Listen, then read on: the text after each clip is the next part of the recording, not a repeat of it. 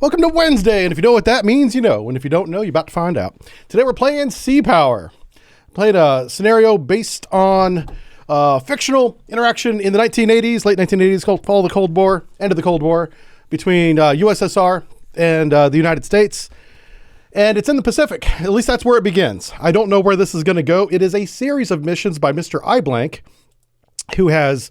according to his post on Steam, has already stopped his involvement in the series. So we're going to go ahead and begin this 6-part series here of called Task Force 75.3. And the quick flavor text, if you will, says tensions are boiling and boiling hostilities. So tensions are boiling and hostilities are imminent. So I don't know if that means we're weapons free, but it's starting to sound like it. USSR Task Force 151 Task Group. Now, I guess you could call it Task Group. It's also called Target Group. So Target Group 151 is underway from Vladivostok, assumed to be proceeding towards Guam, this is the craziest thing. I love these scenarios, by the way, but they're passing by so many American bases to go to Guam. Like, what about Okinawa? Okinawa's going to hit you upside the face if you don't take that out first before you go to Guam, if you're coming from the north. Anyway, so we're Task Force 75.3 has been detached to the from the Ike. Oh, wow. So Ike is in the area, but we don't have Ike. Okay. Let's see what we do have. I'm looking for some orders, Admiral. Cut me some paperwork. How's it going, everybody? I see we got Zola in the chat. How you doing, Mr. Zola? Or is it Mrs. Zola? Okay, info on the Ike Carrier Strike Group. I don't know if you would format a message like that. I know he's trying to be accurate, which is why I'm giving this feedback. I'm not picking apart his attempt at authenticity. It's just, it's nice to see this. I love this format up here. This is very nice. All right, the situation, tensions between USSR and NATO, not just the United States, are increasing. J2 indicates the USSR is amassing troops at the Volga Gap, and the Cold War could go hot at any minute. In the Pacific, where we are, there are 2 Kilo submarines are missing from imagery at Vladivostok, somewhere out here in the middle of the North Pacific. I guess it'll be West Pacific. Anyway, in the Pacific, it's a big ocean. USSR Task Group 151 was ordered underway 48 hours from Vladivostok and is anticipated to be en route to Guam for a port visit, I'm sure. Our mission is to intercept such target group and deter USSR aggression and defend U.S. NATO forces at the point of a harpoon. We can do that. So here we have our little map. See right here? Look at this. Right there. That's our map. Also called a chart when you're on board a ship. We have a ship all by himself. I'm not sure what's going on with that. And then we have our detachment. Remember, we've been detached from the carrier group, so we don't have the carrier. We have USS Mississippi, which is a nuclear-powered cruiser. That's the early... what became the Ticonderoga class. Before Ticonderoga, we had nuclear-powered cruisers that were the idea, that where the Navy was like, man, we could save money by not having to refuel these things. A cruiser's a big, heavy ship. Maybe we use nuclear power to push it through the water and power all of its systems and its radars. And it kind of made sense, but there is a point of diminishing returns on nuclear powered at sea when it comes to weight. And so it makes sense to do the 80 to 100,000 now ton, which is amazing, carriers. Obviously, you want those to be, they have multiple nuclear reactors on those, versus, say, a 23,000 ton, which is still heavy, cruiser. You know, you're at that point of maybe we make it conventional. It's easier to maintain. It could be cheaper to operate depending on how much you operate it. Yeah. So anyway, so the Mississippi, that whole Virginia class that we have a great sub brief on, by the way, or ship brief, if you will, is really interesting. This is CG-40. We've got one of those. We have a Kidd destroyer. We have the Elrog. Sounds something out of a Harry Potter movie. Elrod. FFG. We have the Harry E. Yarnell cruiser and the USS Dale cruiser en route to Subic Bay for refit. Okay, so that's why he's all by himself. This is the Dale over here by himself going to the Philippines because he's due for refit, so he's got to go in there, get some work done, which may mean that he doesn't have all of his systems up. That could mean that too. He may not be 100%. So proceed at best speed to intercept target group 151. expect hostilities to commence immediately. Oh, imminently. So I think that means we're weapons free. I really do think that that's not what it says, but it's what it's implied. That's how I'm interpreting those orders from the Admiral. Here we go. Let's get started. This is... Air. Contact detected. So I want to make sure that we don't have any radar emissions right now. So something that you want to do whenever you're by yourself, see the ship transiting all by himself, he better have every sensor on, every single one. Sonar, you name it. Transmit active sonar. Yeah, he wants sonar eye. He wants to be lighting up the sensor sphere like nobody's business right here.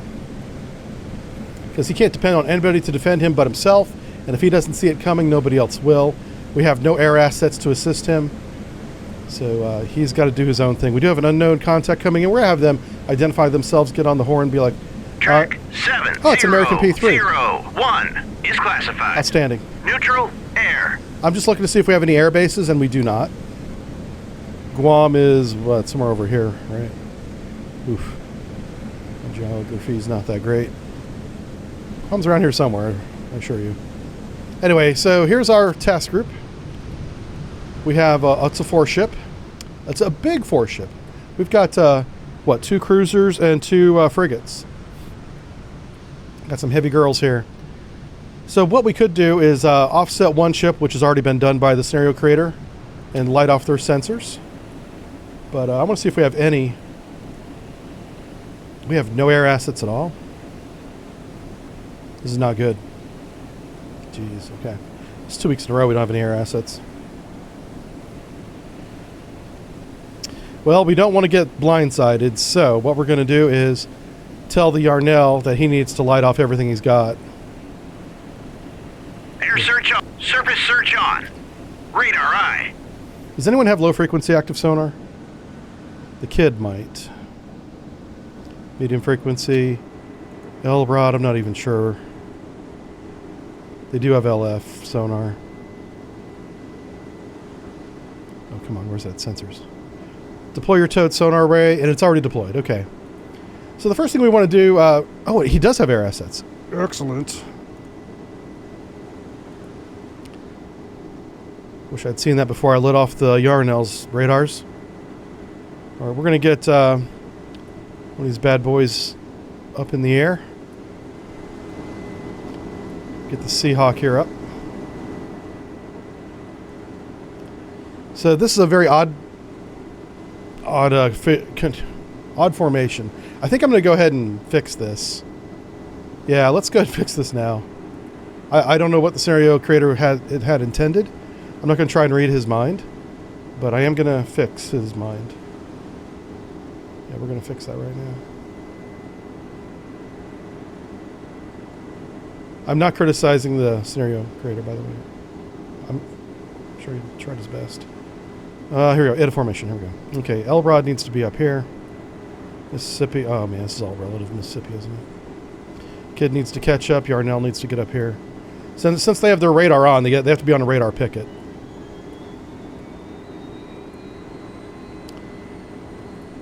All right, now he should not reposition until after that helicopter's off the deck. You never want to move the ship if you can help it when you're taking off or landing.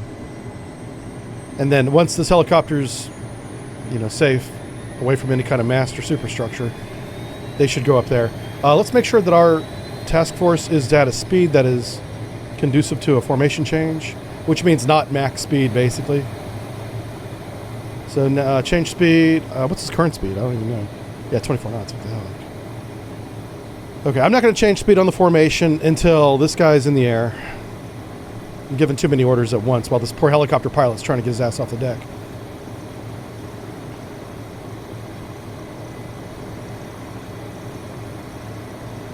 We'll give him just a minute here. Hey, James and Savvy. Thanks for the resub, by the way. I appreciate that, guys. Yeah. There he goes. All right, now the formation needs to change to a head 2/3. Head 2/3. Now he's maneuvering into his new position. Beautiful. A glorious game. It's the best game I've ever seen. Roger. When it comes to fleet command, fleet 2, controls, 0. oh, so good. So good. Everyone's always saying how great my game is. Roger. Turn. All right, we're going to move him up. 4, 9.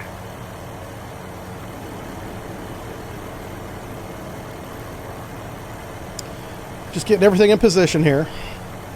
I know we have targets to the north.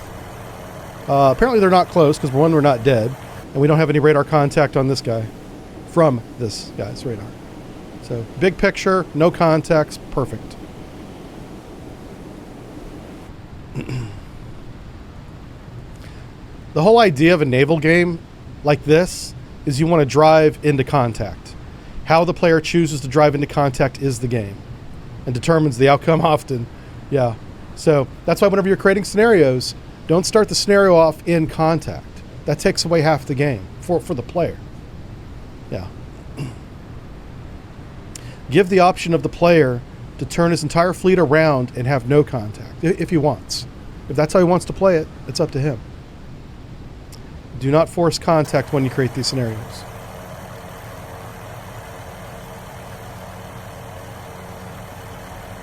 Okay, we have no idea of distance, so I'm going to put down a marker. Yeah, I need some kind of reference. This is what? Let's go with 10 miles. Okay. Yeah, it's pretty good. Right there.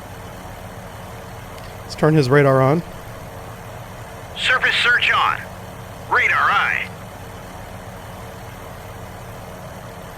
So it looks like we may only have 2 air assets, which means I'm going to hold on to them like they're more valuable than the cruisers are.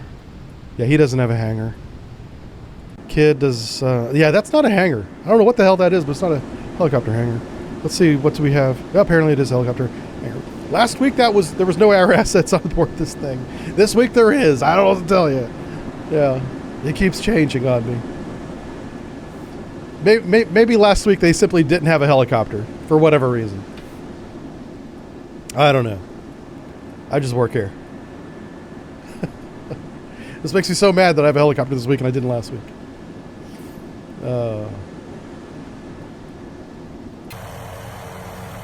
All right, so while that guy, helicopter's taken off from him, that's the kid class. Come on.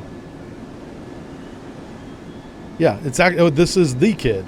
This is the hull 1 of the class, so it's called the kid. Am I prosecuting a subcontact? Yes. There's 2 submarines unaccounted for and a fleet of 4 large surface combatants. One is a Slava class and a Cresta 2. Those are 2 large cruisers. Then there's a Cresta, which is a good air defense cruiser, and then a 3rd one, or 4th one rather. I forget what the 4th one was. We're really at a disadvantage here. We don't have any submarines. The enemy has 2 submarines. We do have the Dale over here to the west. I'm not sure what they're going to do. Yeah. Like, if we've been detached to the from the carrier strike group, as the briefing said, the carrier should offer, we won't have any control, but they should have air assets in our area performing their duties, their responsibilities, so we're not blind. So that's kind of my concern. We're providing our own air support right now, which is fine. We would be doing this anyway. But we're really at a disadvantage tactically right now.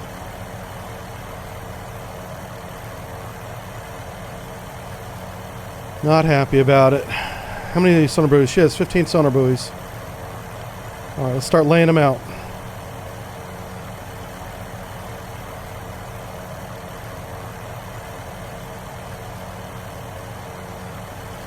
Put a wall of 3 right there.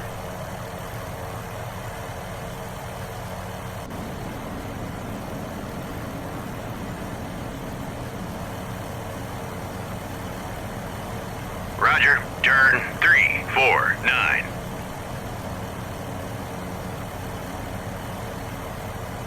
It's our 2nd ASW unit.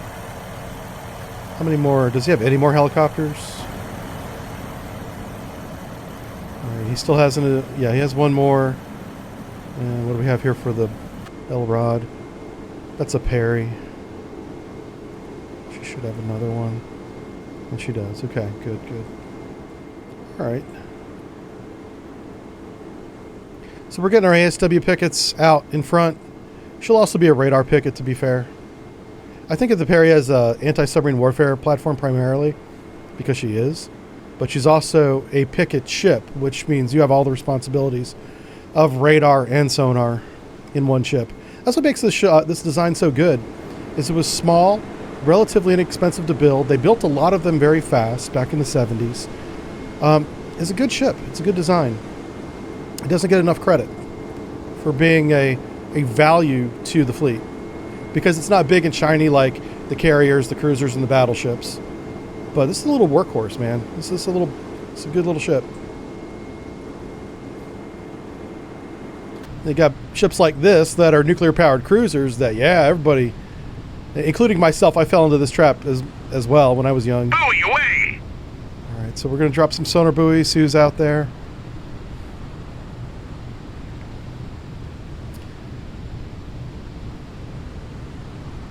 We're just driving to contact right now.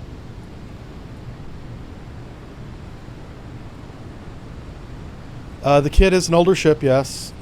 See, Slava has some potent anti-ship missiles. They do, yeah. The Slava shoots the Sandbox SSN-12 missiles. Those are very large. They're very similar to the SSN-19 shipwreck. For the longest time, I got those confused because they're very similar in capability. Do I have an Aegis cruiser? No, we don't. We have the precursor to the Aegis. That's not the Long Beach. It is this nuclear-powered cruiser. So the precursor. We're 2 generations behind Ticonderoga here in terms of capability. Still a good cruiser for the time, but it's 1988, and we're working with 1960s level ships. So, like I said, we do not have any kind of advantage here. This probably is not going to go well. We'll see how it does go, but whenever the Admiral detached this, action group from the ship to perform this mission, it's woefully underprepared. But we're going to do the best with what we got. We're going to stay positive. We're going to see how this goes for us. We might have to have a little bit of luck on our side today. So someone call the chaplain, get his butt to the bridge. He needs to bless this radar up here that's spinning around with one of those little baby rattles that sprinkles the holy water. Yeah, we're going to sit him up there. This thing's going to look like a damn lawn sprinkler with a priest on top of it.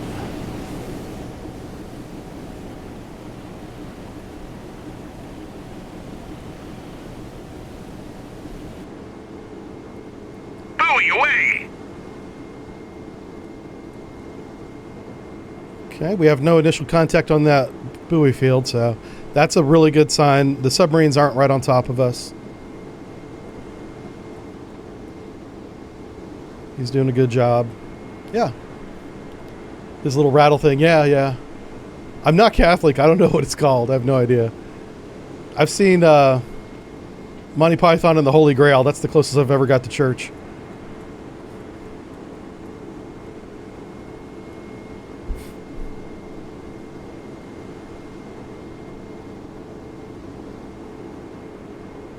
Hey, Derping Pleb, how's it going, buddy?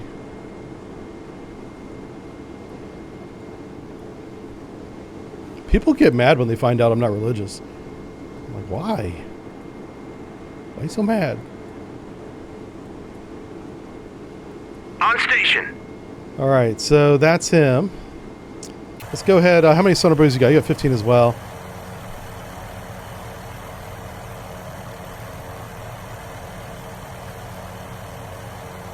So I'm making a little T here. The idea is bearing bearing cross bearings will be more accurate. We'll get actual range instead of a bearing is what I'm trying to say. Sorry, my brain's, I'm still drinking coffee, trying to wake up this morning. So if we get a detection from, say, this sonar buoy and say this sonar buoy, we'll know immediately if it's in between these two. But what we should have is cross bearings. That'll give us, instead of a position or instead of a bearing, we'll get an actual range. We'll say, man, that submarine's right there. That's the idea of the T. And there's lots of different ways you can do that as well. It doesn't have to be T-shaped. It could be a circle. Yeah. I think a T would be the most efficient. I'm trying to conserve my sonar buoys right now. We only got 15 per helicopter. All right, I'm going to reposition him a little bit farther north here.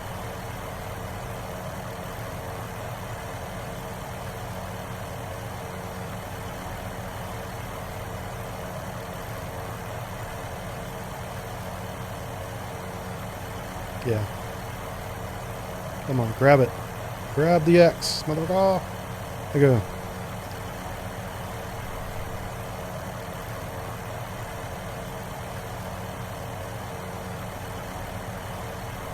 Okay, we'll drop 3 more. We're just going to keep working our way north here. The position's not marked on the map anymore. I know from the briefing, our expected engagement location was north of our position, so that's where we're headed.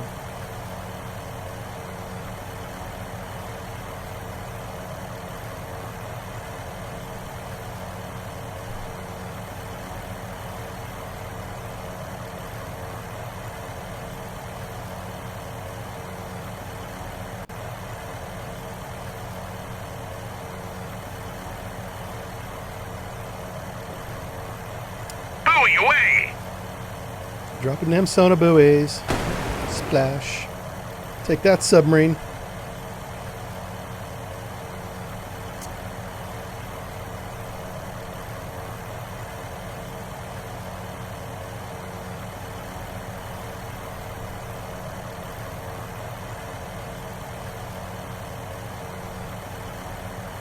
Surface search on. All right, I'm turning on this Radar eye. helicopter surface search radar. I may just send him straight north in a sweeping action to get bearing to contact.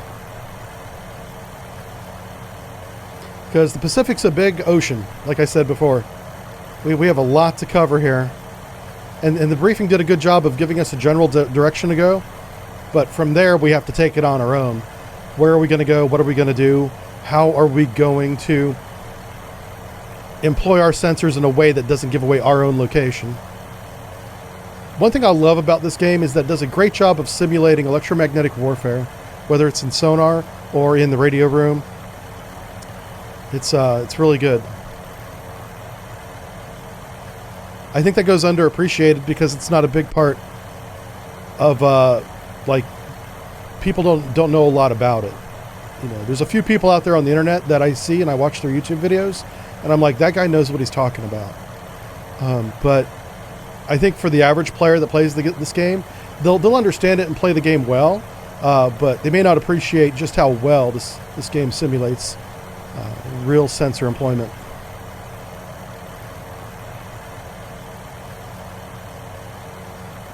I would put this game more into a simulator category than a video game category now.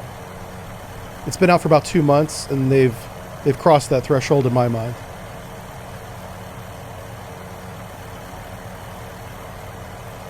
This is the interface that I wish Command Naval Operations had. I love Command Naval Operations, but it's very difficult to stream that video game because nobody knows what's going on. And you spend the entire stream explaining things without actually showing them, which is difficult. And also sometimes not fun to watch. So every single time I brought this up, and I stopped doing it a couple years ago, I was like, listen, just keep your game, keep Command Naval Operations the same, put on a Unity overlay, or you could use Unreal Engine if you want to, and give us a 3D environment to watch what's happening. And they never did.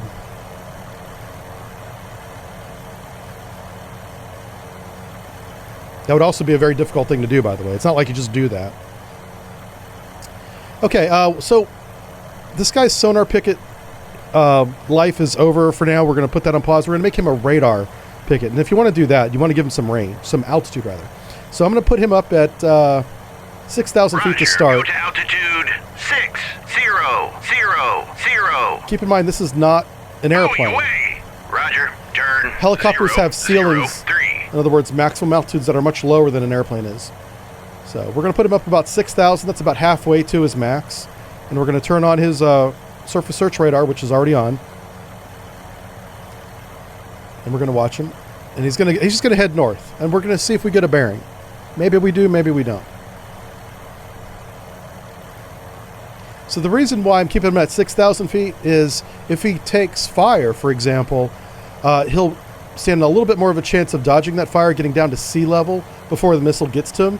If he's at 6,000 versus say 10 or 15,000, I think his max altitude is around 12, which we can find out. Well, actually, we have a moment here. Let's click on the unit. Unit reference maximum altitude is what? Range, mass, energy. Oh, is it not? I think it's 12,000. We can actually do it by giving them an altitude order, and it'll tell us what the maximum is there. It says 20,000 feet. That's really good for a helicopter. That's really high.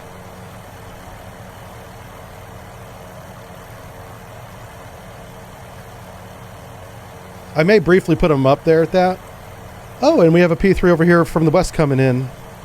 This guy will definitely have radar contact. His radar is much better, much more powerful than the little helicopter radar is. If you look closely, you can see it. That's what that is right there. Sorry for the noise. Just wanted to show it to you. All right, so now we're just waiting. Let's move back to the fleet here. Everybody in the fleet's in position. I can go ahead and speed the fleet up now. We have a good sonar buoy net in front of us that we can drive into safely. Ahead standard. Ahead standard. Maneuvering eye. And we'll see what that P3 picks up. Hey, morning, Vulcan Rider. How's it going?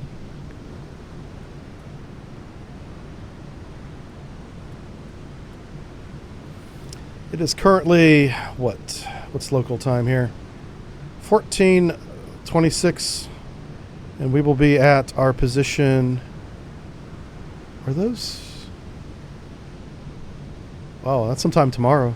All right, we might have to do some time compression because we're essentially a couple hundred miles from our destination. I don't think we want to play this in real time, do we? Now that everybody's got their orders, let's go ahead and compress time to about times 30. I don't like going above times 30 because the game takes some shortcuts to get that kind of compression. And you could miss something. You could miss a missile detection, an airplane, coming by. Aha, here we go. Okay, at 0630 local time, USSR forces crossed into the Fulda Gap. NATO has called an emergency meeting. Fighting is ongoing in West Germany. All USSR forces are declared hostile. Set red. Type 1 all warfare areas, TG or Task Group 151, and destroy them. A P3 from Clark Air Force Base is en route to assist in finding Task Group 151. Call sign Dragon Claw. Okay, fine. I wonder if that does reset time back to 1. Awesome. Yeah, anytime you get a message like that in compressed time, that's a pucker factor. Roger. Turn 014. All right, we're driving through our own sonar buoys right now, so I feel safe that we're not going to get torpedoed. We do expect this P3 to the west to have contact at some point. As do this guy. The reason why I put him out here is we have control over him. We don't have control over the P3. The P3 could do something dumb and get shot down.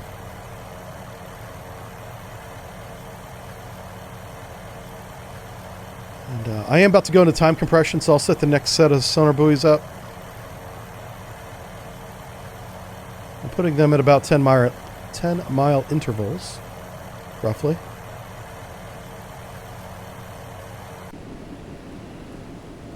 All right, this is our picket ship. This is the one that has the radars on. The rest of our ships are quiet, simply sailing. All right, let's go ahead and compress time here. Smells like Article 5. Oh, here we go. Okay, we are 822 true. Who is this?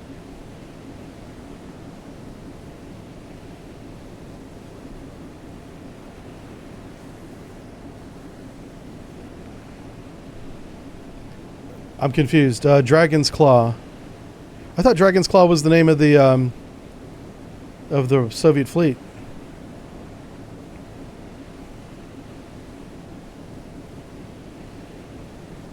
But it's actually the P3. Bingo's at 10:30 Zulu. Let's go to Zulu time here. So we've got this P3 in our area for the next 4 hours. Okay. Oh, wow. Track 7001 is classified. Friendly air. All right, so we have friendly air. We're going to go ahead and set his altitude to 25,000 feet. Go to altitude. Roger. Turn 089. What kind of sensors does he have? He's got surface search radar, which is good. Let me check the range on that radar. 150 nautical miles. So here's what we're going to do. Trying to grab these things. All right, we're going to set 150 nautical mile radar circle. Right about there. Just put that right here. So that's his radar, roughly. We know contact is somewhere up in this area. I'll keep him doing his thing. Let's bring him back down. Secure the surface search. Because now I can focus on the anti-submarine warfare with him. Let's navigate him back down to 500 feet. I'll say 200 feet. Roger. Go to altitude 200. This has got to be hair-raising inside a helicopter to descend from 6,000 to 200, but not hit the water. Good Lord. Talk about pucker factor. So I'll have him complement the sonar buoy field, but north of our current sonar buoy field position. All right, so we are weapons free on the Red Fleet north of us. It's really just a matter of time at this point for contact.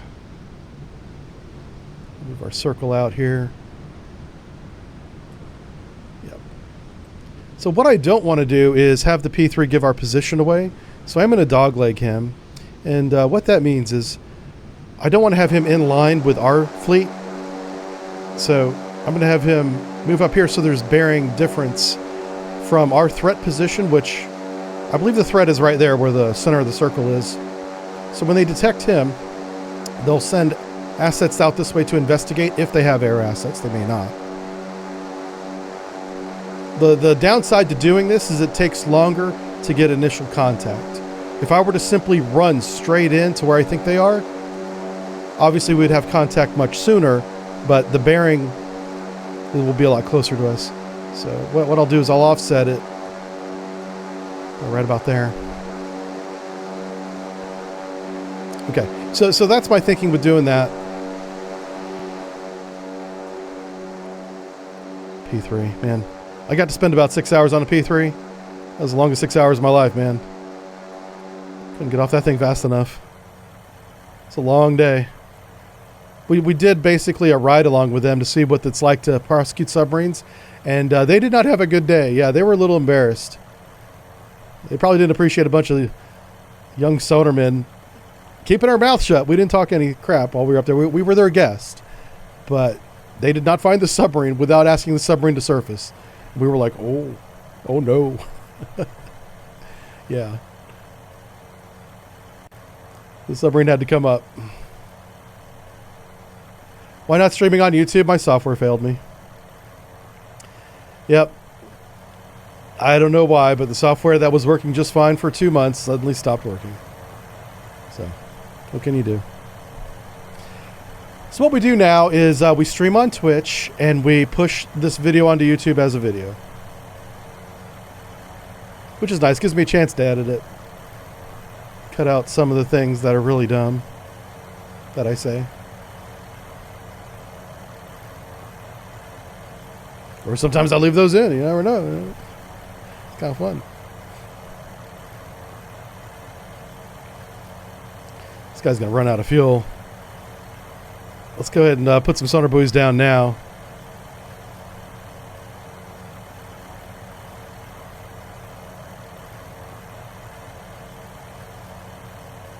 Oh, wow. Yeah.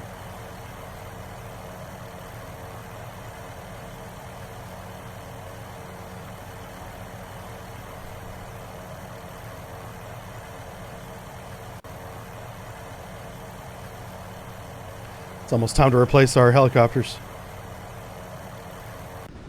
Getting close to that time.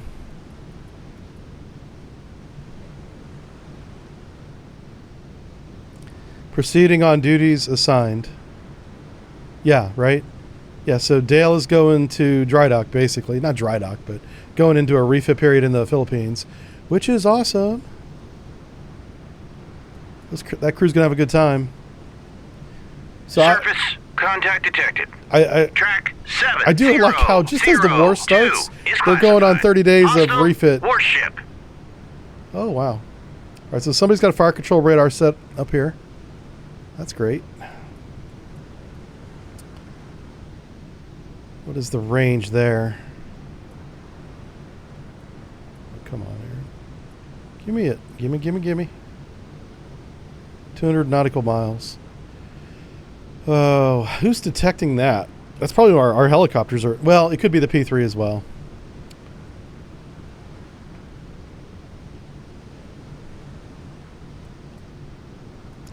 All right, so what are our ASW? What's our anti-surface warfare options here? Let's take a look at our weapons. We've got the Charlie Tomahawk. We also have that's the if I remember correctly, that's the land attack one. That doesn't help us at all. Let's see if let me look this up. Away. The Charlie one, anti-surface. Okay. Yeah, it's a land attack. Pre-programmed. Explosive impact. Yeah, I thought the Charlie had the little bomblets inside of it. I don't think that's the anti-ship one. We'll find out when I try to shoot a ship with it and it says no. There's really nothing wrong with our course, which is why I'm not turning. Because we do want to get within engagement range, which is what's happening.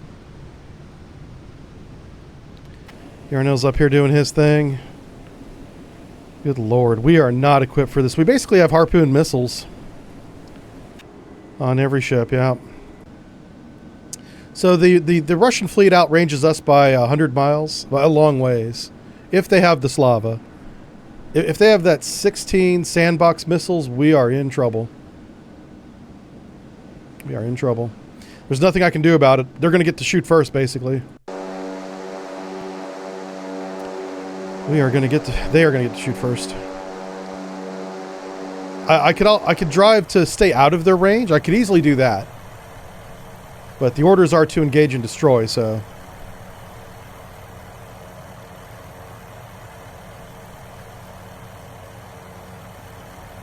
Oh, our helicopters will see the missiles coming in before we do on their ESM sensors.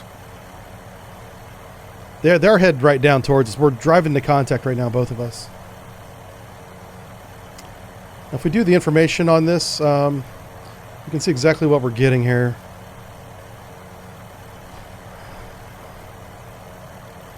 Cashin or Cresta. They have their big net radar, which is a top pair. Anytime you have big net, you've got the other one with it. They counterbalance each other on top of the mast. And collectively, both those radars we call top pair, spinning around. Yep.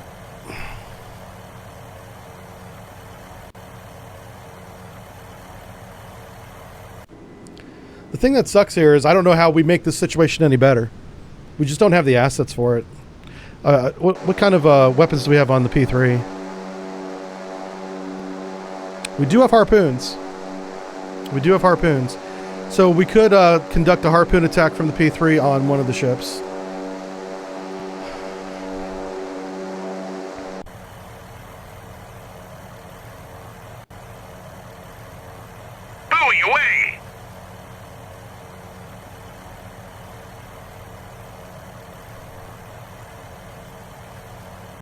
So, yeah, I'm sorry. I'm just doing some thinking here while we're trying to figure out.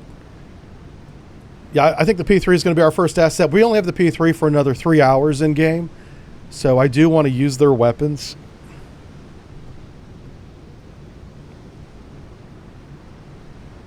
I'm moving them into attack range right here. The range of the harpoon should be 60 miles. Let's double check what that actually is in the game. 65 miles, yeah. So we want to drive them to engagement, which is right here.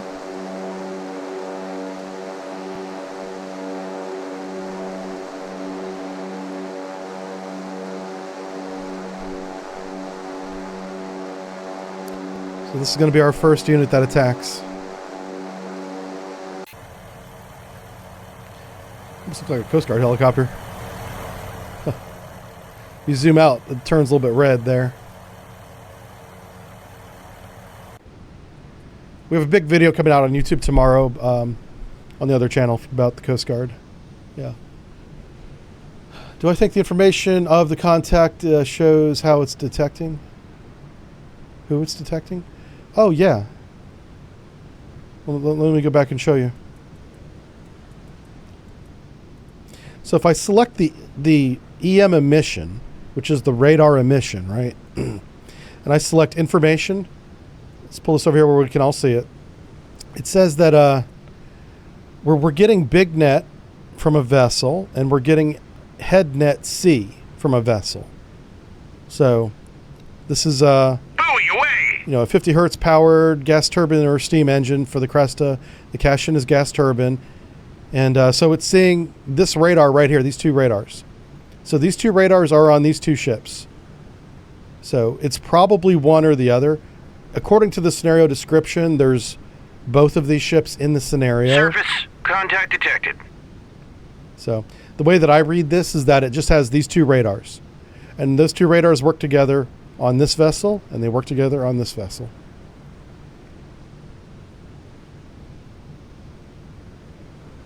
First detection was 6 seconds ago.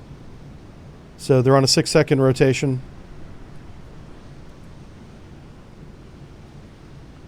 Oh, wow. What's this?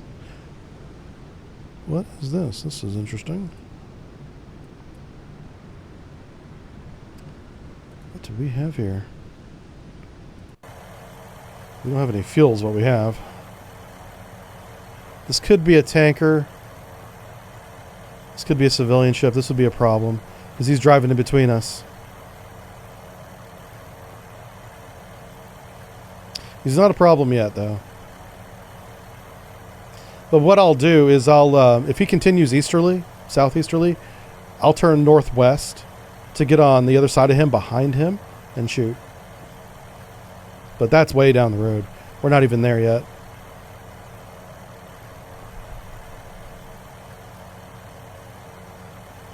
All right, I think it's time to compress time again. Let's get back on our main fleet. Zoom out a little bit so we can see the bigger picture. And compress. Buoy away! Cresta. All right, so we now know that that EM detection is a Cresta. It's been classified on the map, and now we have a picture of it. Look at this beautiful little ship here. I do love Russian warships, Soviet-era warships. This thing looks like a warship. It's got radars. It's got missile launchers. This thing is badass compared to the boxes we build in the U.S. Navy.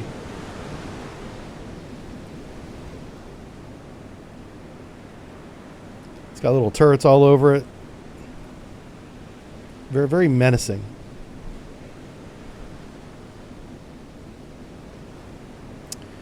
But we're going to sink her, boys. We're going to shoot 4 harpoons at her and hope one gets through.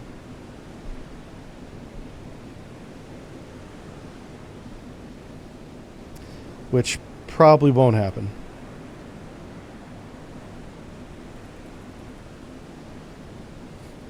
Buoy away!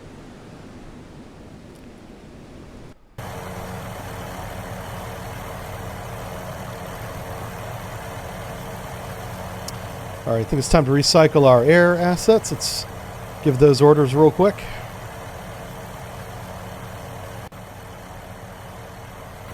you go. Have you RTB? Roger, RTB. Wonderful. Take one off.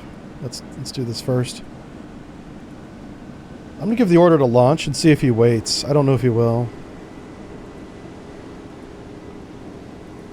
I probably should have launched before I gave the RTB order. Yeah, he's going to go ahead and launch. He says he's got enough time to get this one off the deck before that one comes back. That's nice. That's nice. So I don't have to micromanage that. This guy's going to drop his last buoy and then he'll come home. So we have a good sonar net out in front of us. I'm not sure where the kilos are.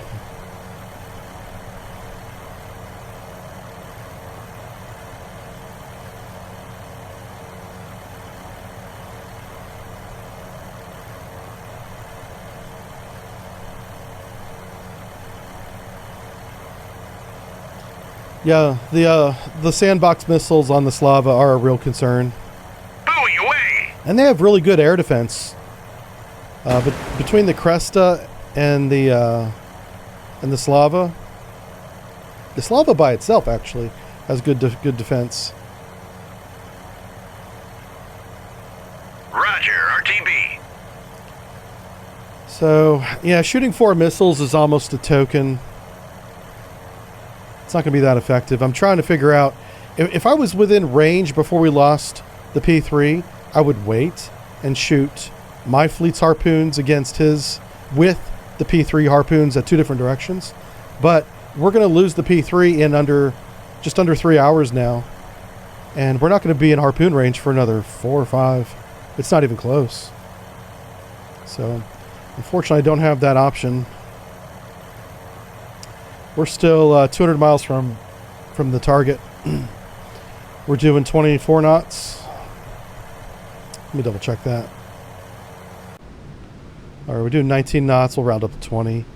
So we'll be there in 11 hours. Yeah. Maybe we'll get another air asset between now and then. That'd be nice. But for right now, I'm going to shoot 4 harpoons at the Cresta and see what happens. Maybe we get lucky, you know. I'm going to have this guy drop a ton of sonar buoys, though. Like, I'm going to draw a line right here, crossing from the northeast, or northwest, I guess that would be, down to our fleet with sonar buoys. Because I do want to drive northwest if this is a civilian tanker like I think it is. I want to get behind it so we don't shoot it.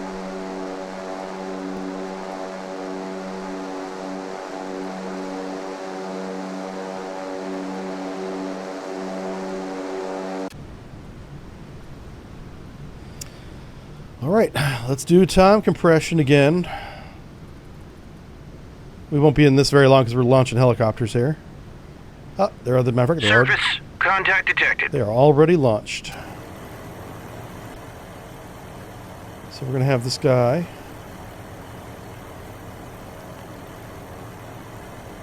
Oh my gosh, I lost him. Roger, turn 071. Roger, turn 318. I'm going to have him head up towards this direction because that's where I plan on driving. Where's our other helicopter at that we launched? There he is. Where's he going? Roger, turn 002. That's the edge of his fuel, so I'll have him come down here and we'll drop some more sonar buoys in this area. All right, Cresta's speed is 13 knots. This speed is 13 knots. These guys are in formation. Therefore, he is hostile. It's probably the Slava, because it's a very large echo. And he's going to be in range in about 15 minutes. We'll be launching harpoons. Yep. And we'll see what happens. Maybe we'll get lucky. One will get through. It also might cause that formation to change direction, which would be nice.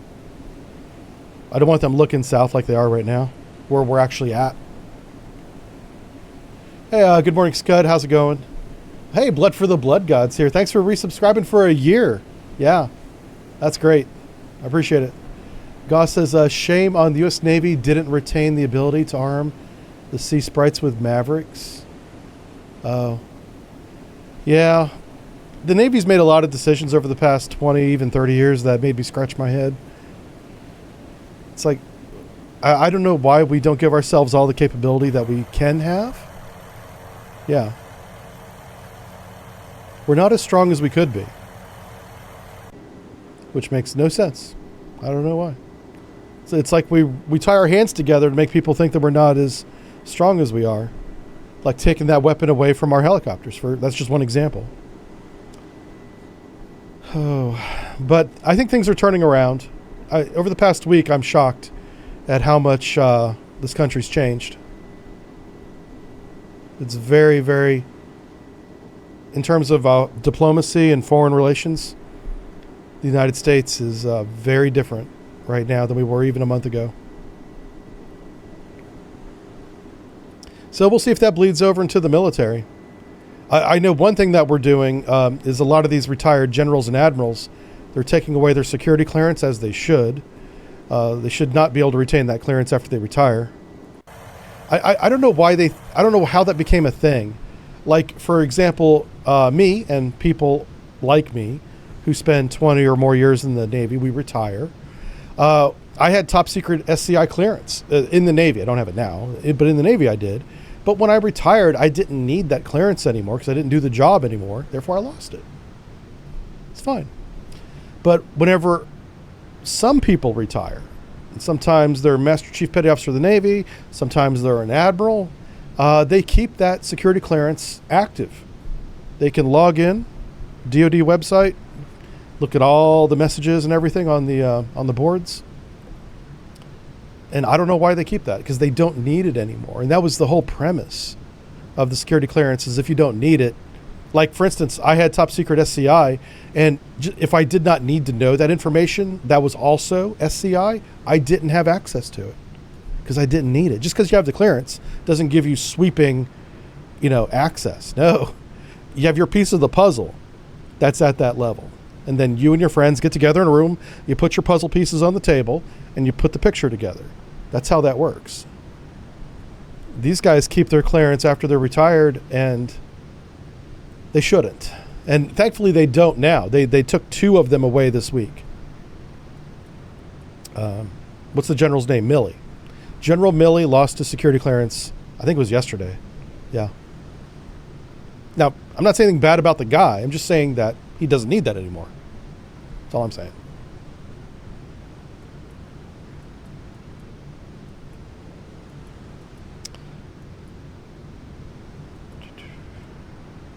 If you want to see me talk crap about him, you got to go to my Discord.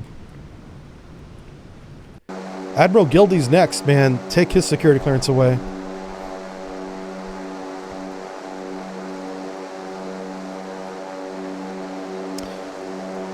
All right, so I think our helicopters have orders. I kind of lost the plot there for a second.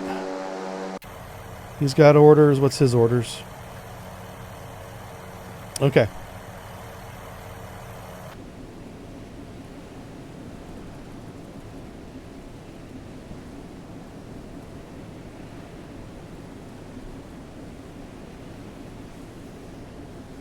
Hello. Okay, we are about to attack.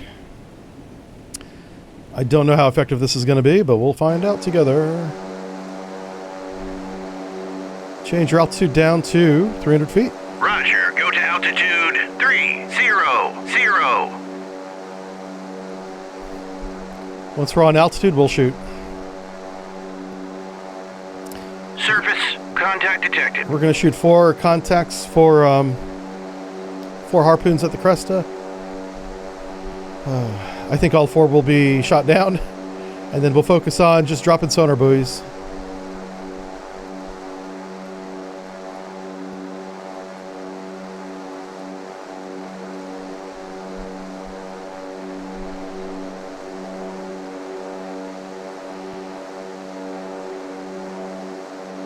Oh, I think the Greenland thing is just kind of funny.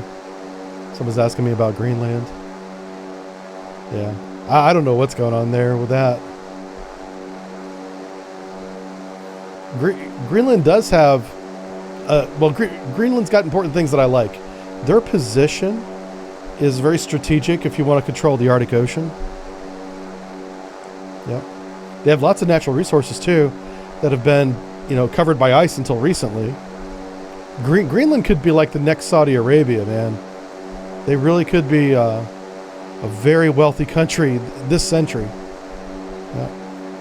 Or should I say American territory this century.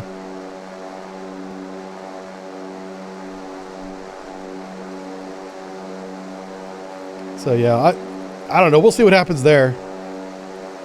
It's not as random or out of the blue as you think, because the United States tried to buy Greenland from Denmark in the 1990s. It was like 1990, 91. Yeah. I had no idea that happened either. I was in the Navy back then. I had no idea that happened. Of course, Denmark said no. I don't know if Denmark can even sell Greenland. I don't know what that relationship is.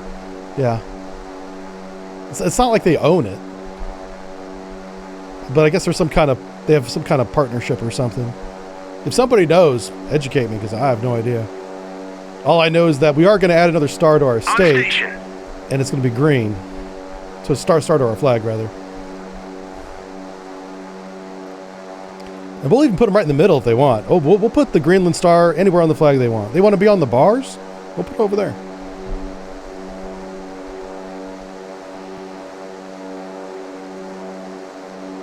I don't know if it'll let me shoot without radar contact.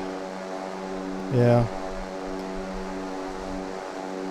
Let me go ahead and let's put it back up to 1,000 feet. Go to altitude 1000. We just barely got into weapons range here. Oh crap. Roger. Turn 047. I'm trying to get up to an altitude where I can see the contacts with the radar. Hopefully 1,000 feet will work.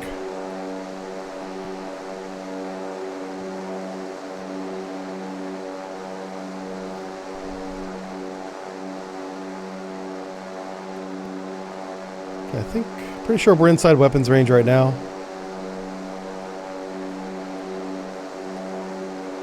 So yeah, so Greenland has a lot to offer. The people who live in Greenland, future Americans, should be very proud of their country. Whip it away! Whip it away! Right, we shot all four very rapidly. That's kind of good. Okay. Roger. Turn you away. 150. Let's get you down to 300 feet. Roger. Go to altitude 36. Roger. Turn 159. Now this guy's going to focus on ASW warfare.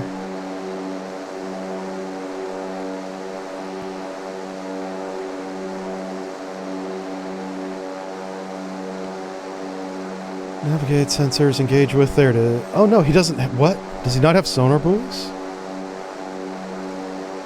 So this is something that needs to be fixed. Even if the P3 does not have torpedoes and does not have... and has harpoons, they always have sonar buoys. The reason why you have 9 people on this plane, 4 of them is for sonar buoys. Half the crew are for the sonar buoys. Huh. Okay. Well, it's our radar plane now, I guess. So go back up to 1 billion feet. What's your max altitude here? 28,000 feet. Sure. Roger. Go to altitude 28,000 feet. 28000. Actually, you can VID track these guys. VID track. The crew's going to be airsick. I'm porpoising them. They're like, stop changing altitude. Air contact detected. Yeah. Let's see. Someone says Denmark has lots of potatoes. I have no idea. Iceland is not Danish since 44. Oh. Well, there you go. Iceland is their own people. They can choose to do whatever they want. If Iceland is smart, and I presume they are, they will lease their valuable natural resources to American companies for extraction. That's what I really think is going to happen. Yeah. Everything else is kind of baloney. Yeah. But they have lots and man, we need to put, you know how we have naval bases in Japan, Philippines? We used to have one in Puerto Rico. Is classified. Hostile helo. We definitely need a naval air station and naval port in Greenland. On the Arctic side, depending on the climate, you may want to be a little bit south because of ice. But yeah, building a port facility would be really important. Like if the next naval battlefield is going to be the Arctic Ocean, we're going to want to have ports up there.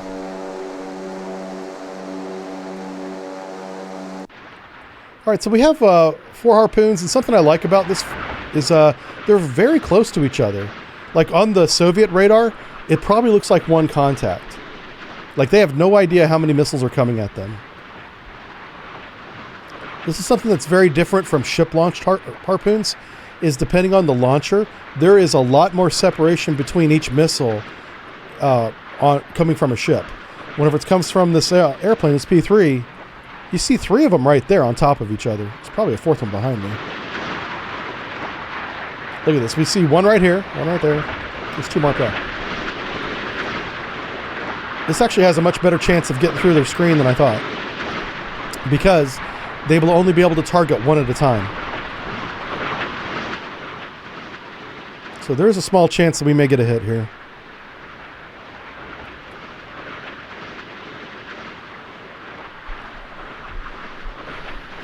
So you already have Camp Sentry in Greenland. Oh, wow. I didn't know that. Yeah, you guys know a lot about this stuff. That's good.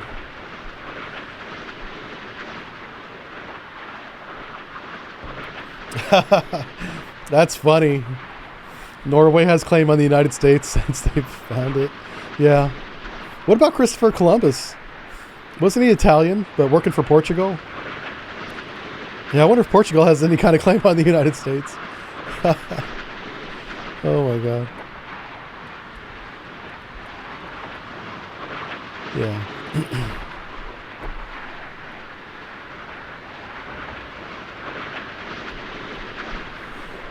Native Americans? That's me. I'm a Native American. I was born in Pennsylvania.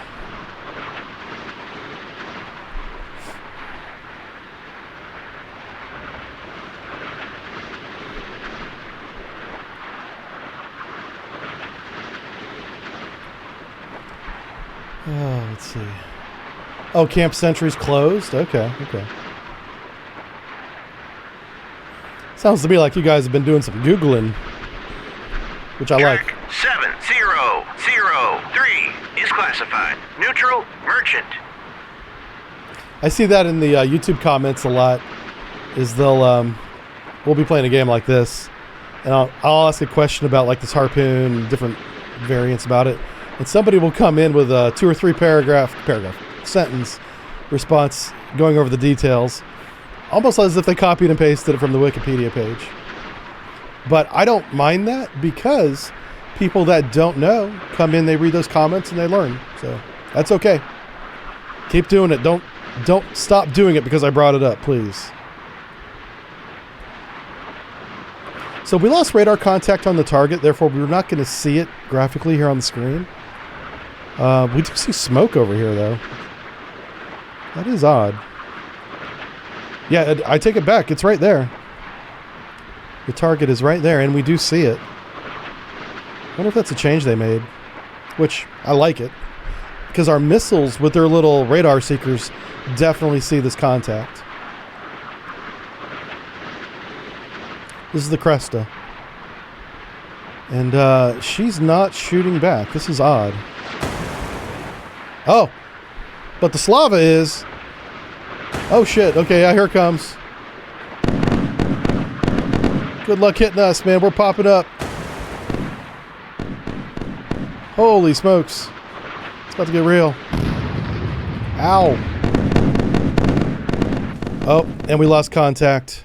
So I believe that means that there's no missiles left, maybe? I was hoping we'd see an explosion. Ah, they got him. They got all 4. I had a little bit of hope there in the at the end. All right, so that's a merchant. Roger. Turn 118. Had a small amount of hope. And this guy doesn't have any sonar buoys, so I can use him as a VID person.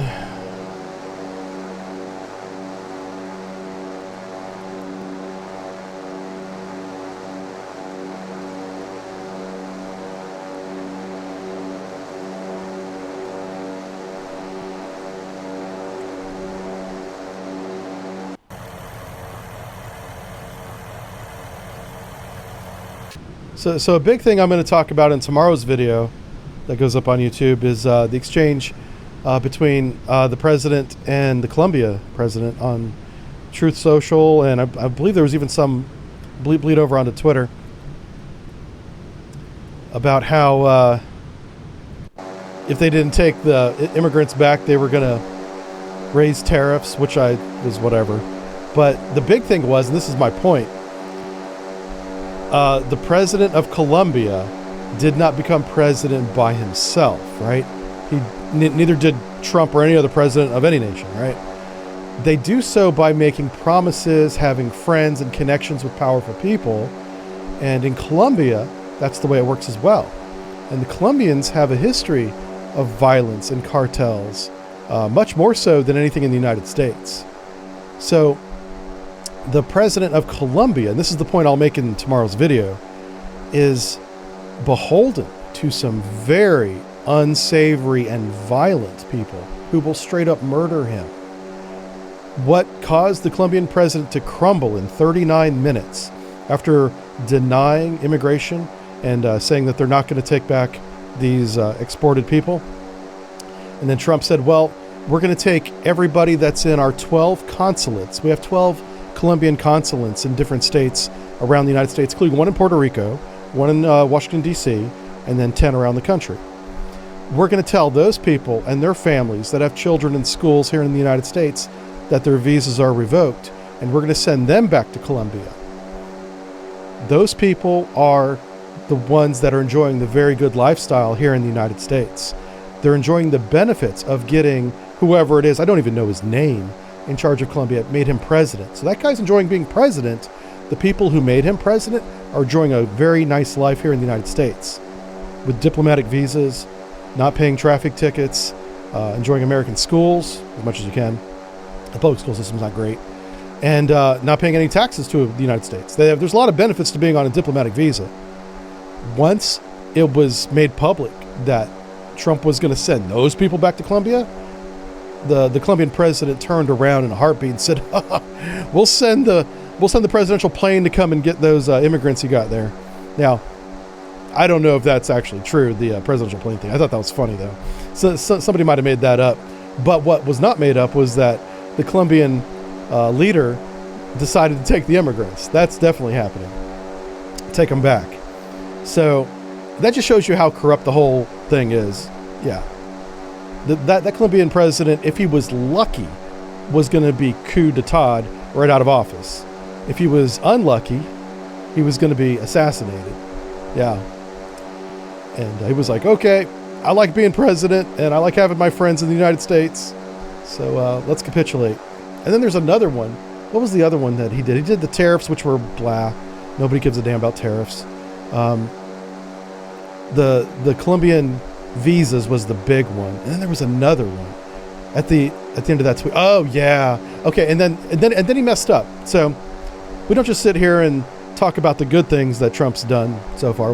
Let's talk about his mistakes too. And this will be in tomorrow's video. You guys are getting a preview of tomorrow's video. He said, not only am I going to cancel all these visas and send back all of your diplomats, we're also going to do enhanced customs inspections on everything Colombian. Bananas, coffee, everything comes out of Colombia. And that would severely negatively impact Colombia's economy, because the majority of their exports are those items. And they export to a lot of different countries, but America is like a big one. Pays the most. Well, those enhanced customs inspections are exactly what China intends on doing to Taiwan, maybe as early as this year. I was thinking 2028, but they're in position to do it now if they want to.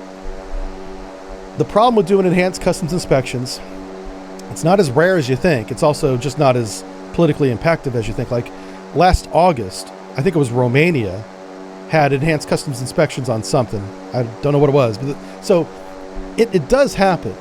But whenever a country does it to itself, like China's planning on doing with Taiwan, there's going to be some political pushback. But now there's probably not going to be as much pushback because President Trump has already invoked it.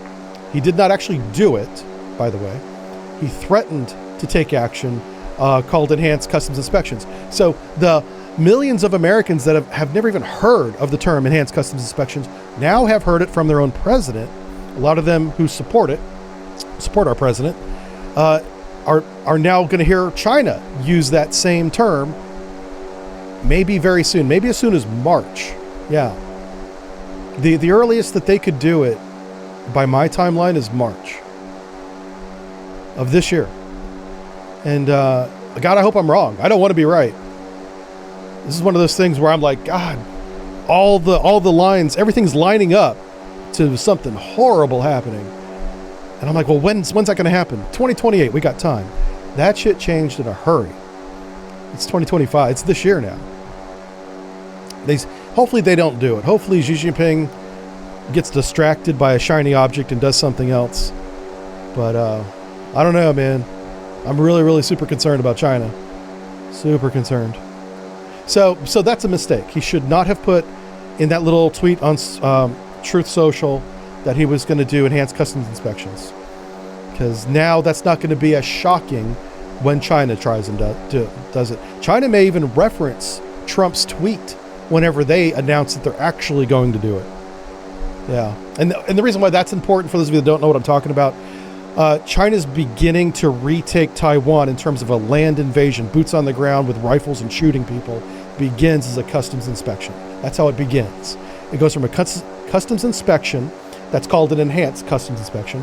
Of course, they're going to violate it. Even if they don't violate it, China will accuse them of violating it, giving a casus belli for war. And since China sees it as its own territory, it won't even call it a war. It'll be like, we have a territory that's not obeying Chinese law. It's a law enforcement invasion. Yeah, they're going to do their best to have the invasion and occupation of Taiwan be a civil, legal action, even though it's going to include bombers and fleets and missiles and bombs and violence. Yeah, it's crazy. And America's kind of walking into this trap because we're stuck with this. We won't change our one China policy politically, officially. So I don't know what we're going to do. I'm a spectator at this point. You know, I'm sitting in the grandstand going, this is probably not going to end well, you know, and that's all I can do, you know. and I hate being in this position. All I can do is start a YouTube channel and talk about it, which is what I do. And I'm not Nostradamus. I'm not like predicting the future. I'm just looking at what's happening and going, wow, that's not going to end well. And I'm not the smartest man in the room by any means. Put some more sonar buoys down before we run out of gas. That's what kind of bugs me, is like, I know people smarter than me see the same thing I see. So I don't know. We'll see how it works out. I think we're going to end up with a lot of American ships sunk is what I think is going to happen. And that sucks. I don't want that to happen. Let's see. Colombia trades are a huge amount of fruit. Yeah, I know bananas is big. So here's the thing with sanctions is sanctions are paid by the customer. So keep that in mind. I don't think that's talked about enough. So sanctions are actually paid at the port of entry. And of course that cost that the port of entry pays, the company importing at the port of entry pays, to be more specific, passes that cost along, whether it's business to business or directly to the consumer. In the end, the consumer pays the higher price, which is why you don't buy the product, which is why tariffs work. So what do you buy if you don't buy a Colombian banana? Well, maybe you buy a banana from, America instead, an American farm. But American farm bananas, because American employees have a minimum wage of, say, $15 an hour now, each banana costs more to pick and produce to the grocery store. so the cost is going to go up. So even if tariffs work and you don't buy Colombian bananas or Mexican bananas or whatever, because the tariffs are going to be on a lot of countries, if you buy American products, which is the goal, American products are going to cost more than the products we're buying last month. So either way, prices are going up. Yeah. So we'll see how it ends. I mean, hopefully it ends well. But don't doubt for a moment that tariffs don't work. They do work. All right, let's go ahead and put this guy back up to 1,000 feet. 1,000. Roger, go to altitude 10. There's another ship over here to the east that I want to kind of look at. I don't want to give too much away about tomorrow's video, because then nobody will watch it, right? That's just some of what I talk about, though. Those two things. And I probably talked about it longer here than I will in the video. The video is very short. It's like 10 minutes. Yeah. It's not long at all. I try not to waste people's time. I get in, I say my piece, I show the evidence, and then I was like, have at it, discuss it. That's kind of how that's kind of my approach on YouTube now. Well, I shouldn't say now. I've never told people what to think. I've just presented them with ideas and what's going on. That's kind of how I've always approached it.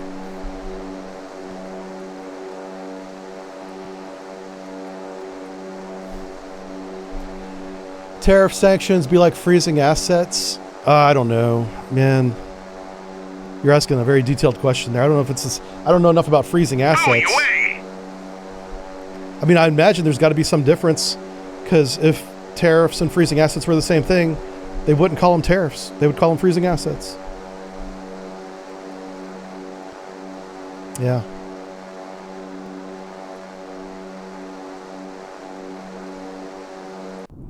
Oh, underwater.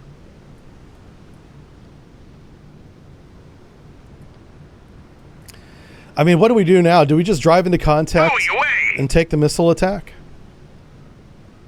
That might be what we do.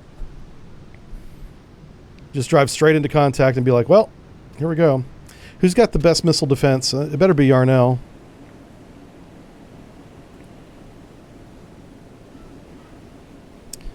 Okay. That's actually pretty good. Mississippi, what you got? Same thing. So those are my two best missile defense ships right there.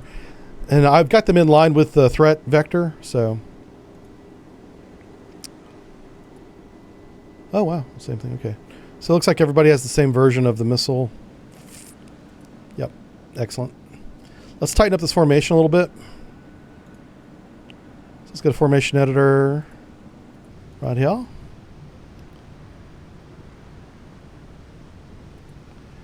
Let's move Kid up in the direction of the threat. Let's move Elrod direction of threat. If I stay on this course, this is where we want those ships.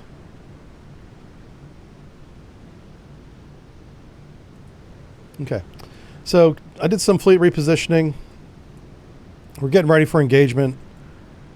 And what I'm doing is I'm trying to get as many ships in line with the threat as possible to have redundancy on targets. So there's going to be redundancy anyway. There's going to be so line of vector, like the anti-ship missiles are going to come in, say, from this direction.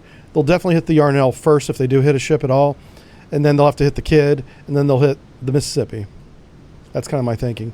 I'm keeping this guy out here because this is my ASW ship, but I'm going to have him in front of the group.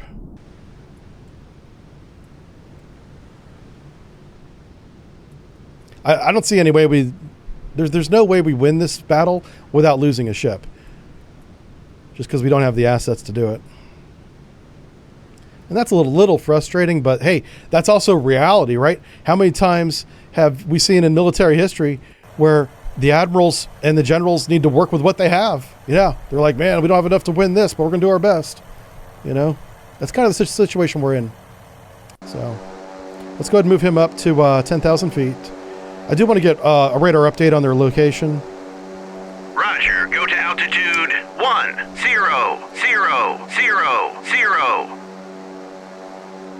There they are. Service contact detected. We're almost within missile range. Surface contact detected. So their missile range is Surface contact 65. detected. Yeah, for the Slava, well, the SSN, what is it? 6, 4? Surface contact I detected. guess the SSN 6 has the longer range. Oh man, it's been a while. Yeah, this is the guy I was trying to get visual on. I know this guy is neutral. Pretty sure this guy's neutral as well.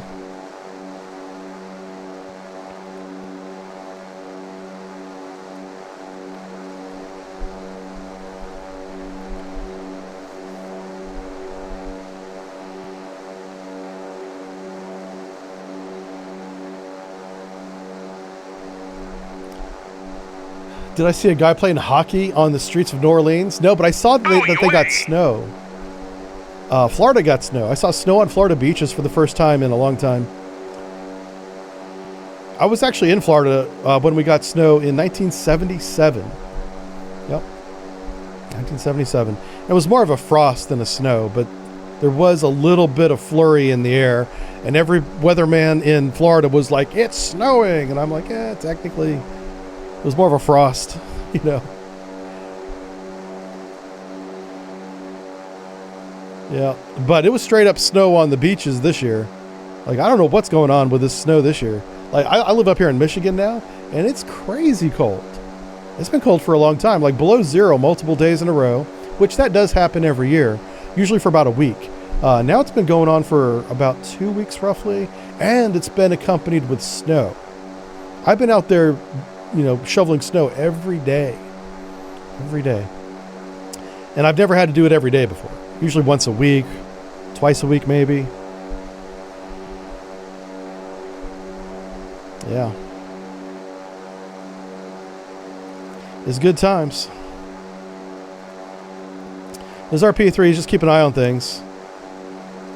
So I was hoping we'd get submarine contact. That's kind of what we're waiting on next, but yeah, the sub is not here. Let's go ahead and compress a little bit of time as we reposition the fleet. Oof. Let's break down times 30 here. This guy's working his way up in between the Mississippi, that's right there, and the Yarnell that's over there. This guy's essentially acting as a missile sponge. Any missile that... Oh, there he is. That's the missile sponge right there. So Mississippi, Kidd, Yarnell. That's what we're looking for. Okay, we're in position here. Do we have contact on something? No. Surface contact detected. Track 7015 What's is that? classified. Hostile warship. Track 7011 is classified. Neutral merchant. Yep. Roger. Turn 252. You know what? I'm going to put him up this way. I want to try and drag this helicopter away from us if we can.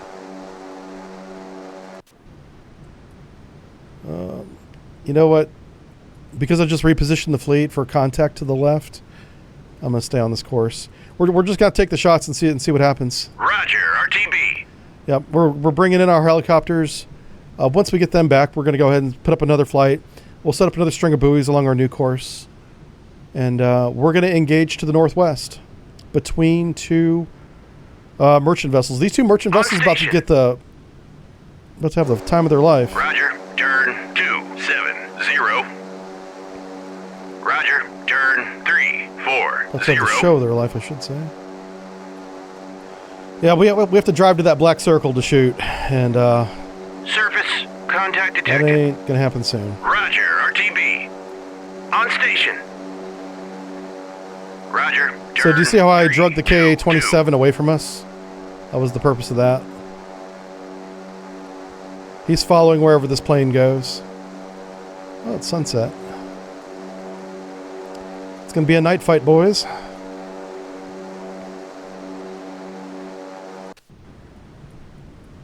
On station.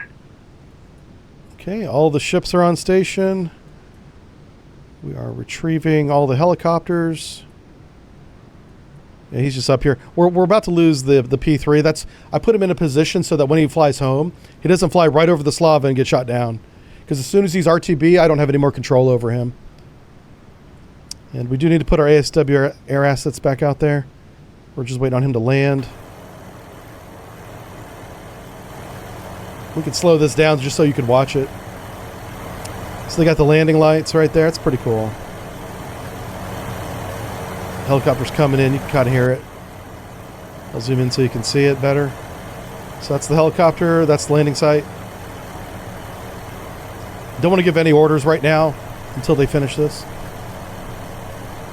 Hey, TARDIS, thanks for 6 months. Thanks for the resub. See, what does Angel say? Says, this could be a dumb question, but could a heel get close enough to drop a Mark 46 towards the surface ships? Okay.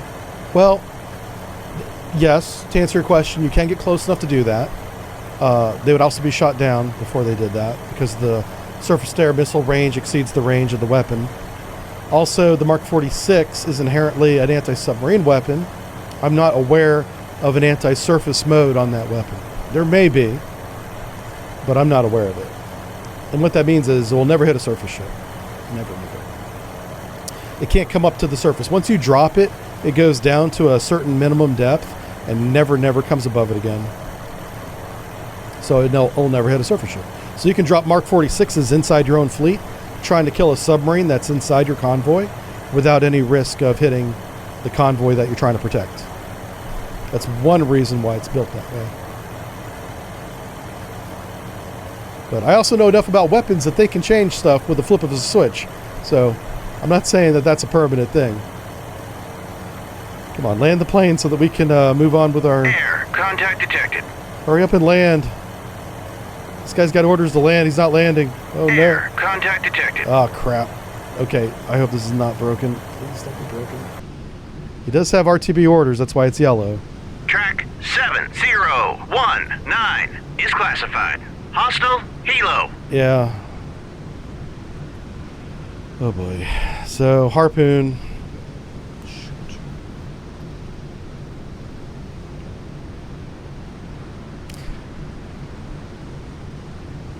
Yeah, we're just going to let it go. I'm hoping the Yarnell that has his radars on will see the missiles. We did a really good job pulling the K-27 away from us. That's how they were going to target us, by the way, was that helicopter. So now they have to wait. They have to wait until we are inside their surface search radar range as of now. They definitely see our radar. We're rotating and radiating with one of our 4 ships. They have that bearing, which is why they're closing on this interception vector, which is why if I had moved to the northwest, they would probably change course to intercept us there as well. The big advantage in range that they have in detection is this K-27 helicopter. Is classified. Hostile warship. Crap, that guy's not landed yet. I am really concerned here. All right, I don't know if I broke the game, but he needs to land. Let's just double check before I give him orders. Yeah, he's still sitting right here. What the hell?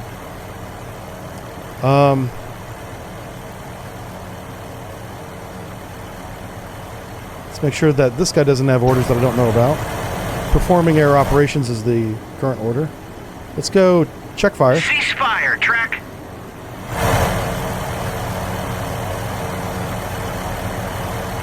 Let's see if that changes anything.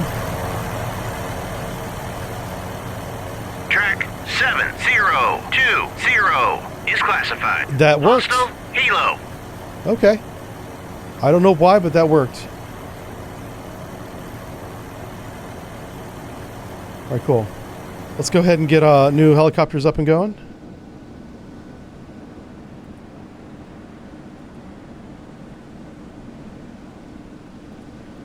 Okay. We're very vulnerable to torpedo attack at the moment because that took way too long. So I kind of want to get this going. This is the kid.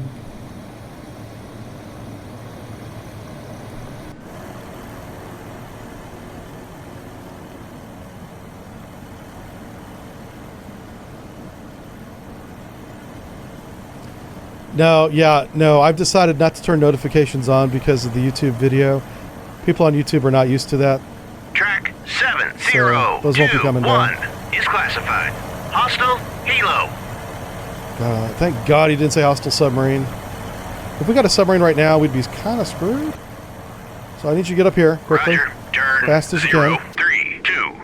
I want you to fly tech this one. Yeah. Yeah, now if you guys did see a notification, you need to let me know. Because you should not have seen one.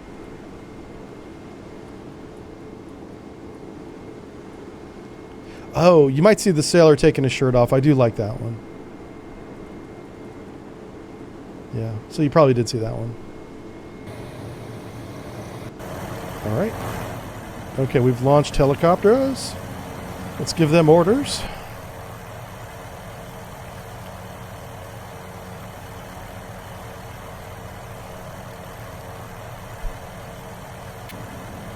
Roger. Turn 036. Okay. This is really turning down into a showdown. It's just going to be a slugfest. Can we survive? Can enough of our ships survive their initial volley to counterattack? 7-0. I don't know. It's going to be a roll of the dice. Is classified. Yeah. Hostile helo. I would like to say winning this game is based on my skill, but it's kind of not. Buoy away. This is going to be very random. On station. The only thing my skill has brought to this game so far is I recognize the danger. I know exactly what's going to happen. Buoy away. And then it's going to be up to the roll of the dice that the computer does behind the scenes to see what missiles get hit and what missiles don't. He'll shoot first. We'll survive. He'll shoot a second wave. We'll survive. And then we might only have one ship left. And if it's not torpedoed, we're going to counterattack with that whatever's left. But he'll get 2 waves of attacks off. What the fuck is going on? Track 7023 is classified. Hostile helo. Because it was middle of the night and very dark, I did not see the L-Rod left position. I don't know what he's doing. I have no idea. He says he's in formation, but he's not. L-Rod, that's your formation position, is up in front. L-Rod. Return to formation, you jerk. Formation. Buoy away. Join Formation Task Force 75 that you're already attached to, you moron. He did not confirm the order. He says he's in formation. He lies. I'm going to fire that off to the deck. It's the middle of the night. The captain's sleeping. He has no idea this is happening. Oh, God. All right. He's got his order. That looks right. So let's see if he actually goes to that point. Not sure what time is it local. Local time is 17:55. Yeah, the watch just changed. They just had dinner. So the oncoming officer of the deck came on after having a nice little dinner and completely jacked up his position in the formation. This might be the most realistic video game ever because that definitely happens a lot. Oh my God. And the captain wouldn't be asleep. Yeah, the captain would be like, what the hell are you doing? His little phone would be like, wait, and be picking it up going, what happened? Yeah. That conversation's happening right now on the L-Rod. And someone's about to lose his officer of the deck qualifications. Take that. Oh. Anywho. Roger.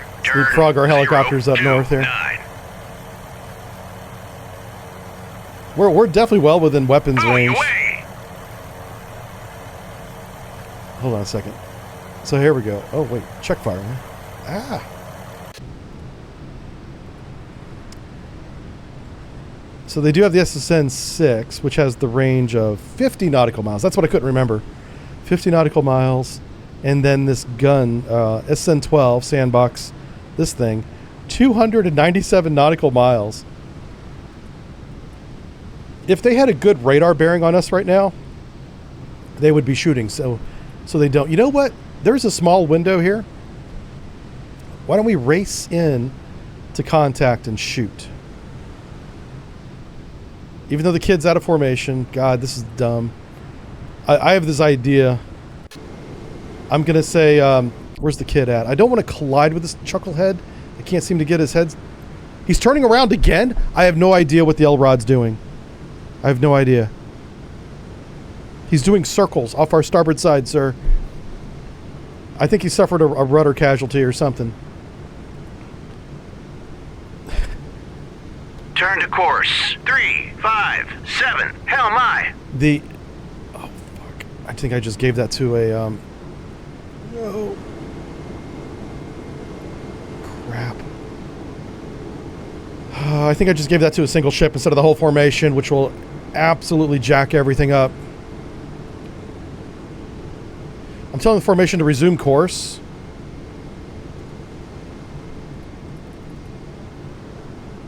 Oh, please. Turn to course. 004. Hell my. Okay. Track 7024 is classified. Hostile helo. Right. So they have another one up. Change speed to a head flank. Ahead We're flank. gonna dash into Maneuvering harpoon eye. range and shoot. I'm gonna try and shoot first, but there's a strong chance this doesn't work. Right now, our P3's got their helo's attention, which is really funny. That should not be a thing. But if I can sink just one of these ships...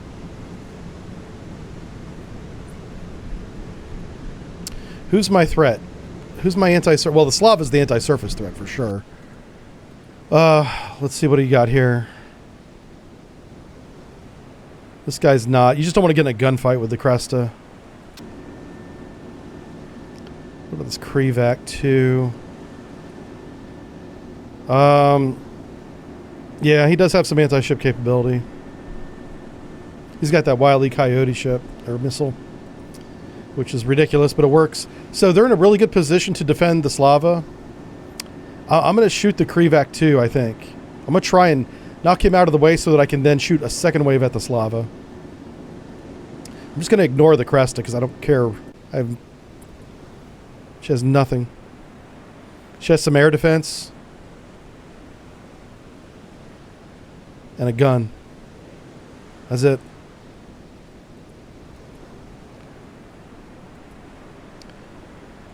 Oh my God, what are you guys doing? Okay, you know what? I'm going to have her leave the formation.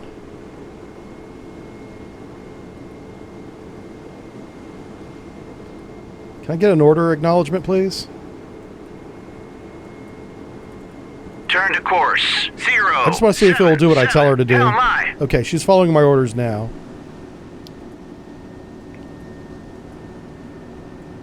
I'm going to have her go up here and look for submarines, I guess. 029. Hell my.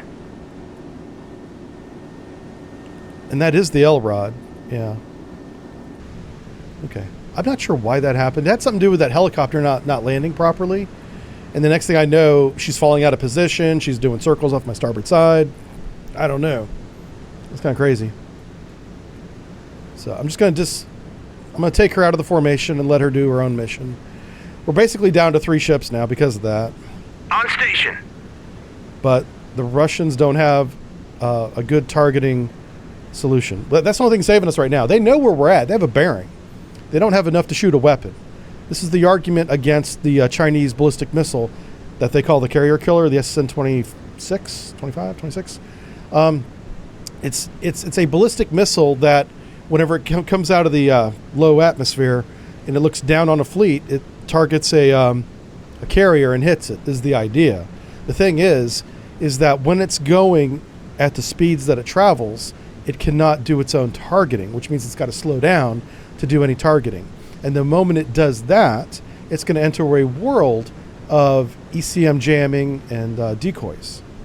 So it will not know exactly, it'll guess as to what the aircraft carrier is. And it'll be a little bit of luck as to whether or not it hits it. But it's going to see a lot of aircraft carriers and it's going to have to pick one. You know, imagine spilling a bowl full of marbles on your living room carpet. And every one of those, from the missile's perspective, looks like an aircraft carrier. It picks one. And maybe it picks the right one. Who knows? But that's a very basic explanation about how that works. Now, how else it can work is if they get a local radar, which is what's happening here, If they can get a radar close Track enough to provide targeting information, 70225 is classified. all those Hostile decoys helo. kind of go away, even though they're still there as decoys. They're less likely to be hit. So that's what's happening in this scenario if we were to zoom out. Because of the helicopter that's right here, looking at my P3 instead of the fleet, this is the guy that would be giving targeting information for this fleet of ships here to shoot at. And because this guy's not doing a good job, because I've decoyed him away with my P3, these guys don't know exactly where to shoot. They've got a line of bearing on my Yarnell's surface search and air search radar, which is right here. This guy right here is rotating and radiating. So they're like, if we shoot down this bearing, but what they don't want to do is shoot past our ships and then turn on the missile radar, right?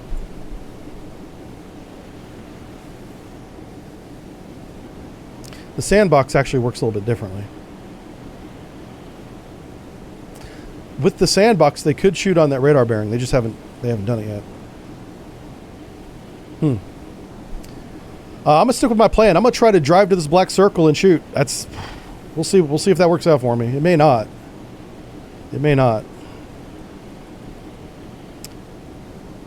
But we've got a small victory in that we took away their sensor. Their airborne sensors in the wrong direction, following an airplane. It must know that it's a P3 that it's following. Track 7026 is classified. Hostile helo. Yep.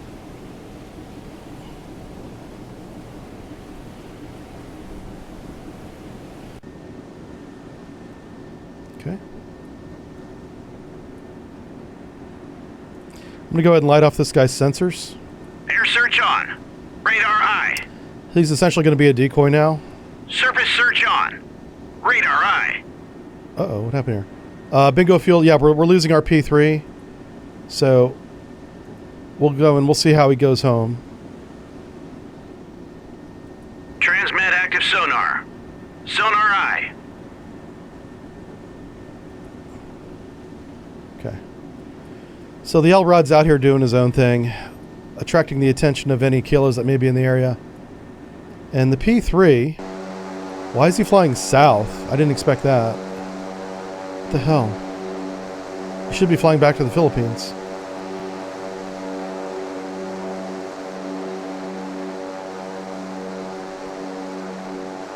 Huh.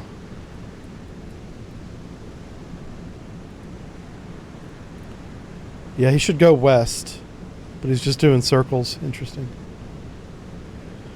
All right, where's our enable point? Oh, he went down to the deck. Oh, no, we lost the airplane entirely. Huh. He's like, listen, I could give you more radar information since I'm going home, but I'm not going to do that. Oh, crap. No, we don't have firing information either. All that stuff I was bragging about them not having, we also don't have it. Shoot. Well, we do have helicopters. Why don't we use them? All right, where's my helo at? There he is.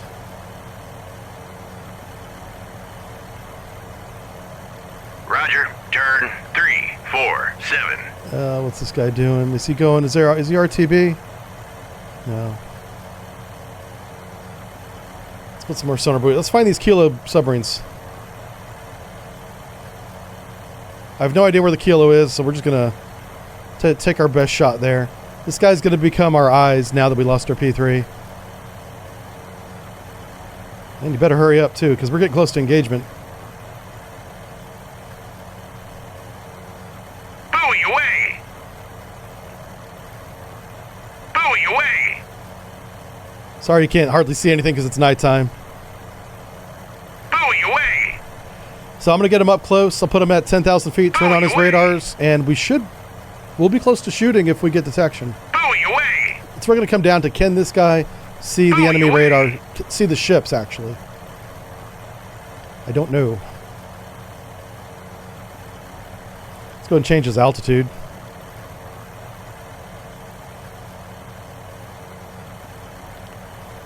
We're going to slow back down to real time.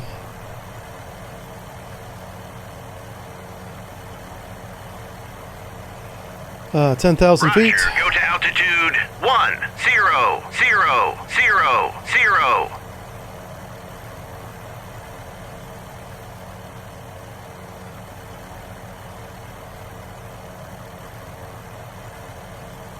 There he is. Now, before you get shot down, because he's close to that Slava's anti-air range, let's turn on your radar. Surface search on. Radar eye. Let's take a look at Surface contact detected. And he did get that's the merchant that's over there. I'm going to kind of drag him this way a little bit. As you can see, he doesn't have a lot of fuel remaining. What are you doing? Come on. There we go. I'm pretty confident the Kilo is not to the east. Let's get another helicopter with a fresh batch of fuel up in the air. Gonna try and find this fleet with our helicopters. So now a little bit of player skills coming into play. How are we going to manage this new radar situation we're in? Which goes back to my original point on this game. It simulates the radar environment, the electromagnetic environment, and sonar environment very realistically.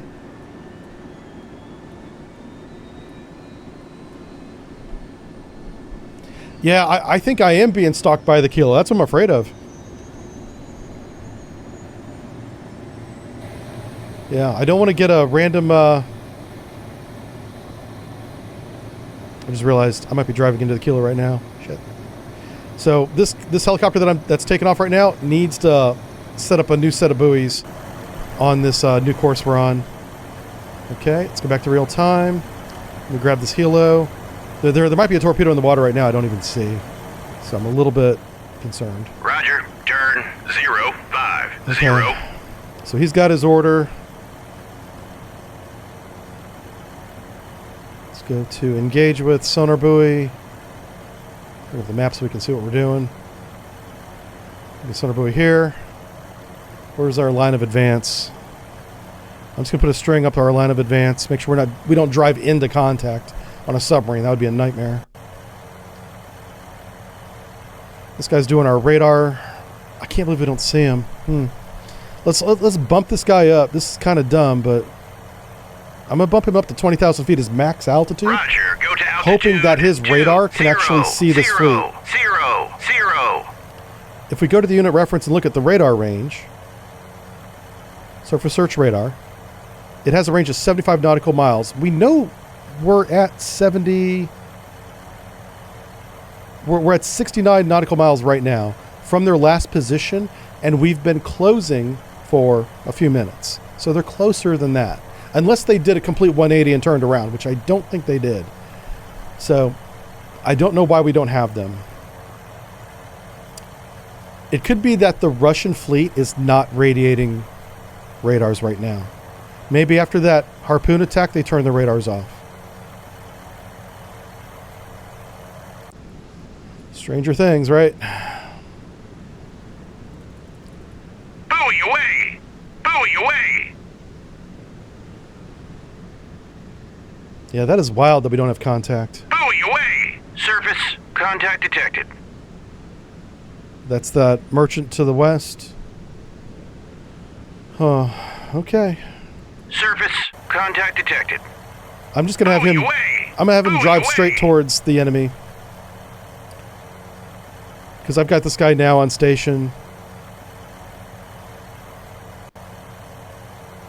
Where's my other ship at? Ardell Rod. This guy's acting as my torpedo decoy, if you will. He's out here making as much noise as he can, hoping that the Kilo or somebody goes after him. I'm putting this string of sonar buoys in line of my real fleet's path, just in case, because there's a chance that there's a Kilo between us and the Russian fleet. I don't think so, because if there was, the Russian fleet would have shot us by now, because the Kilo could give us away. There they are. We finally got them. What's the range? This will give me an idea of radar range. Radar range is 70 miles. Buoy away! 73 miles, which is almost the max range of... he hasn't closed us hardly at all. He's almost at the original position. Interesting. Okay. So that's, damn. We still have to drive to that black line to shoot. And our fleet is right here. And ETA on that line is 13. Wow, it's still 5 hours away. Son of a gun. All right, I'm going to have this guy idle right here. And we're just going to have to compress time because we've got 5 hours before we shoot. So I'm not going to sit here and stream for 5 hours waiting. Let's compress a little bit of time Buoy here. away! Buoy away! That's that string of buoys looking for that submarine out in front of us. And so far, so good. So far, we don't have any detection. As soon as this guy goes RTB, Roger, RTB. which is right now, we're going to go back to real time. And we're going to transition responsibilities from ASW warfare to radar picket. He turns on his radar. Search on. Radar He eye. goes to 20,000 feet. Roger, go to altitude. And he's gonna go right to- Roger, right to there. 353. And I really want him kind of like over here. I don't want him in line, our fleet, to that helicopter, to the target. That should not be a straight line, which is why I'm having this offset. Sometimes called a dog leg. Okay, cool. Ooh. Let's compress time again, because we're trying to get to 1 in the morning. It's currently 8 o'clock in the evening. And we've got 5 hours before we could shoot. So at this point, if we knew exactly when we were going to launch the attack, we'd be resting crew members. Air, contact detected. It'd be like if you're not on watch, we would ease battle stations. You may stay at battle stations or what's called fire control tracking party, which is a reduced fire stations manning, and get as many people in the rack as possible. Because beginning at about midnight, an hour before launch, that's when the tempo ramps up and you don't know when you're going to come off that. After 1 a.m., you may be in a raft in the water the rest of the night. So this is going to be your last chance to get some water, get some food, get some rest, and then come on watch ready to fight at midnight. These are the things that happen on board a ship if you know when engagement's going to begin. Honestly, they could shoot us right now and they just haven't. Oh, fuck. Oh, no. Okay. That's our helicopter. I thought that was theirs. I was like, if that's their helicopter, there's already missiles in the air coming after us. Yeah, there's already missiles. All right. So I want you to stay right here. Oh, my gosh. I'm trying to grab that. Air, contact detected. Oh, no. That's them. Okay. I wonder if I can do this. Let's go down to real time. Looks like engagement begins now. I'm going to pick my closest air asset, the Arnell, engage with your longest range surface-to-air missile, shoot that guy down. Engage track 70. And we're going to watch it happen, boys. 1. Fire. The radars are already warmed up and engaged. Let's make sure I've got the right unit selected. I do. They're spinning up the missiles. They're turning to reveal the illuminating radars. God, I know it was hard to see, but the fire control illumination radars are these discs on the back. So even though the missile comes off the front like we saw, this radar dish in the back is the one that guides the missile onto target. So he had to make a maneuver to reveal that radar to the helicopter. That's what's going on there.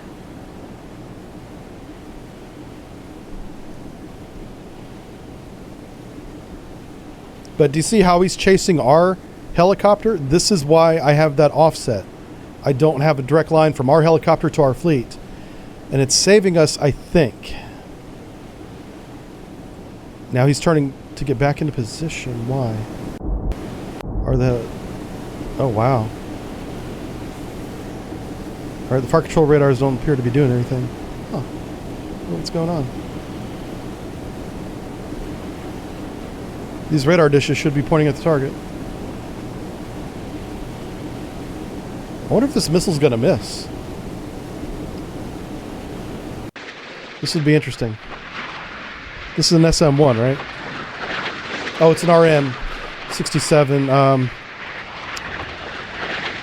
Bravo. We're about to see if it hits or not. I need to read up on this missile. I'm not sure if it's the type I thought it was. Should see some countermeasures coming up here.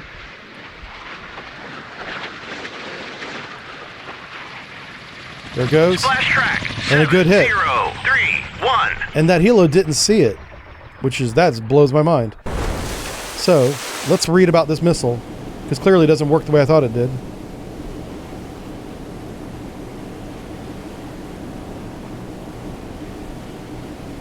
Yeah, mid-course correction is radio command. How did it get that radio command without our dish pointed at the target? Oh, this is an SM2. Oh my god, okay, so it's got its own... Oh no, SM2 needs guidance. Never mind. My brain. Yeah, no. SM2 needs a radar to guide it onto target. Okay. I don't know what happened there. It's so dark, it's hard for me to tell where the radar dishes are pointed.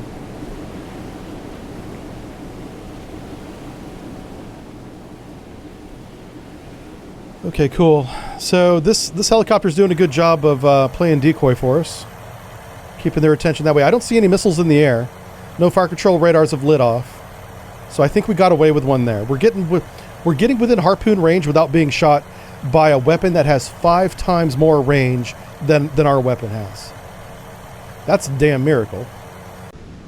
Now, before we go celebrating, we haven't quite done it yet. We got another 30 miles to close. Or 20 miles. Yeah, it's not that far. But let's go ahead and close this distance, and hopefully, if we can shoot first and erase a couple of their ships, we'll have a much better chance of surviving this. I don't want to give the crew any false hope here. We're definitely out-missiled and outgunned. Roger, RTB. We just have better sensors. We have a better idea of what's happening.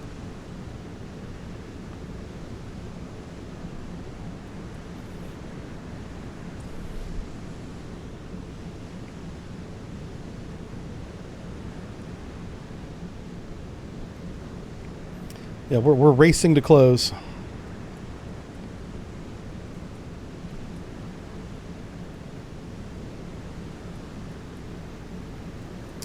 All right, so I'm planning to engage right about there.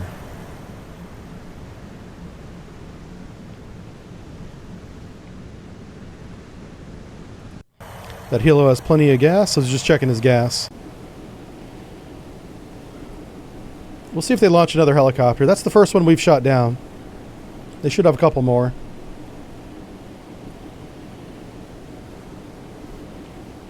So I'm going to launch Mississippi first. We'll do 4, 4, and 4 on Cresta 2. Vampire! Shit. Bearing! They got their shot off. All right. That changes Birds everything. away, track. Yep. Track 7, 0, 3, 4. Air search on. Radar eye. Surface search on. Radar. Transmat active sonar. Sonar air search on. All that Radar hype eye. means Surface nothing. search on. Now it comes Radar down to dice eye. rolls. Transmat active sonar. Sonar eye.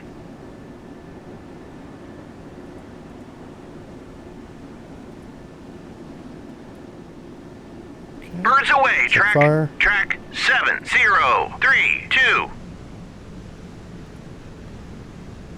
Okay. Birds Yeah, away, track. let's see how this goes. Track 7, 0, 3, 5. Yarnell's out there doing work.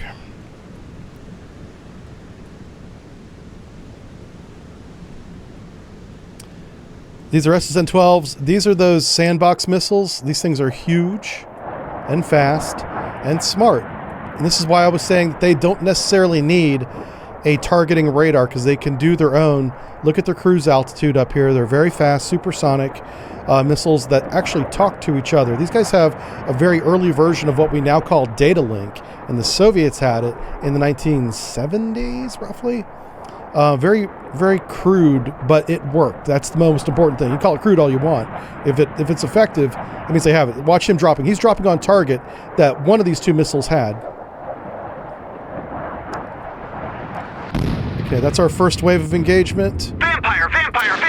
Bearing! Track 6. Come on. All right, this one missed. Splash. Okay, now they're coming out of cruise flight. They're setting up for terminal. I don't know if he's terminal yet. Oh, shit. Yeah, he's terminal. Okay, pause. He's got 2 missiles on him, so I'm not going to put a 4th or a 3rd on it. We have 2 chances to shoot down this missile. Good hit. See that puff of smoke? That used to be a sandbox. Okay, so we survived the first attack. This is actually working out very well for us. All of our sensors are on now. There's no more hiding from anybody. This is all about brute force at this point. 7037. Can they overwhelm our offenses? So he's got 16 total sandbox missiles. We just shot down 4, so he's probably going to do 4 waves of 4, which would be really dumb. Oh, and he's got an SN3. This is a Shadok. This thing. Right? Shadok? SN3. Anyway, it's a piece of crap missile. It's not that good.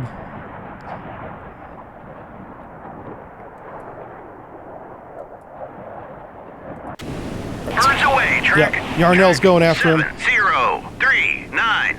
So we've got 2 weapons on an incoming sandbox and 2 weapons on the SN3. Right there. We'll keep the camera on the surface ship. This is our lead cruiser, and he's being an absolute Chad right now. But it looks like the Slava is being very non-committive. They're not committing to a full attack with every salvo, which is actually helping us. Because if he had shot all 16 at once, we would be screwed. So this is kind of good. Everybody in the CIC is watching their radars as these weapons merge to see how many contacts are left. Because what we want to see is 1 missile with 2 of ours merging for a total of 3 and come away with 1 going away from us or none. That's what we want to see. And in this case, Vampire. Bearing. There's still 1 closing. And what's his speed? 1. His speed right now is, 1,300 knots. This guy's hauling ass. Supersonic cruise. I'm kind of surprised. If you can hit these missiles in the cruise stage, you have the best chance of actually hitting them. Once they go down low and they are in that transition phase, it's a little bit harder. So I'm kind of surprised that first one missed. Birds away, track 7042. Let's see what this one does. Okay, oh, there goes that missile. So that was a good hit. That was that SSN-3 that I'm not even worried about. Birds away, track 7042. Get some. Hell yeah. All right, everybody's in the party now. Vampire. Bearing. All right, so this missile's very lucky. He's survived 2 attacks. Our 3rd attack of 2-on-1 against the sandbox is incoming. He's still at 20,000 feet. He's still at cruise altitude. Should be a direct hit. Birds away, track 7042. All right, looks like we got a hit on him. We no longer have radar contact on that one.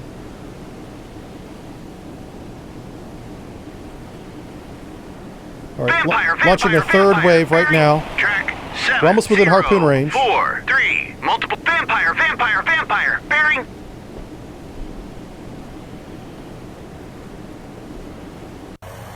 Roger. Turn 0, 1, 2. Getting a helicopter a little bit closer so we can get better targeting information.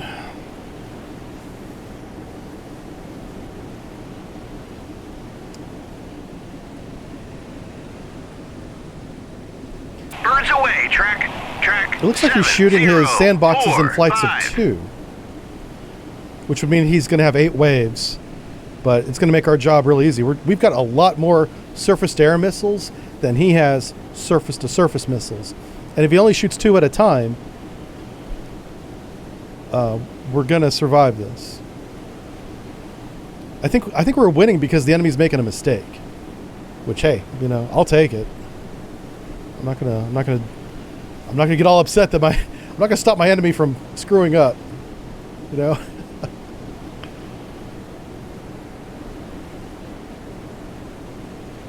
So, but if you play as the red player, this is not a player I'm playing, by the way. It's like the AI. But if you play a scenario as any ship, You want to shoot 4 to 6, and just go ahead and say 6 anti-ship missiles against any single modern bearing. Birds away. any single modern warship that has a good surface-to-air combat. And then if there's 2, you double that. If there's 3, you triple that. So he should have shot 18 missiles at us. He only has 16, but instead he's shooting 2 at a time, apparently.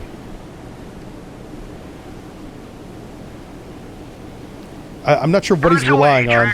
Track 7048.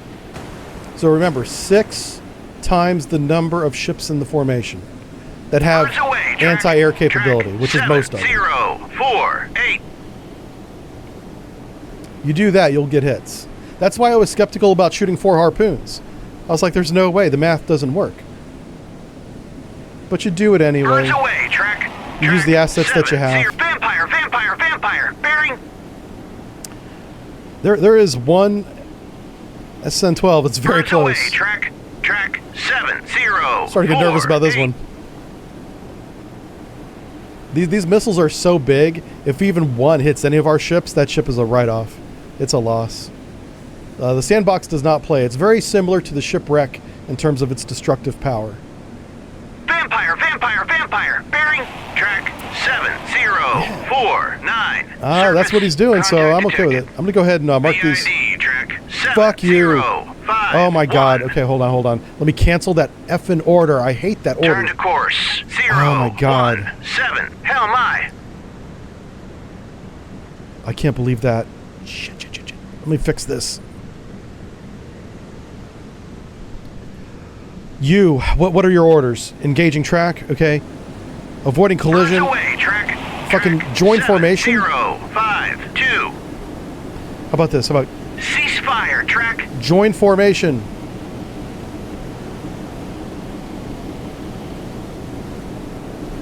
I don't even want to talk about it. The same thing that's happening to the Elrod is now happening to the kid. He may be useless, I don't know. What I was trying to do was click on this and then tell him that he's hostile.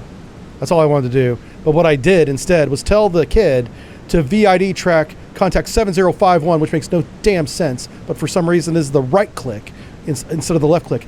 These 2 fucking commands need to be on different menus, not just different mouse buttons. Because the consequences of making that command fucks up the formation. Vampire. Bearing.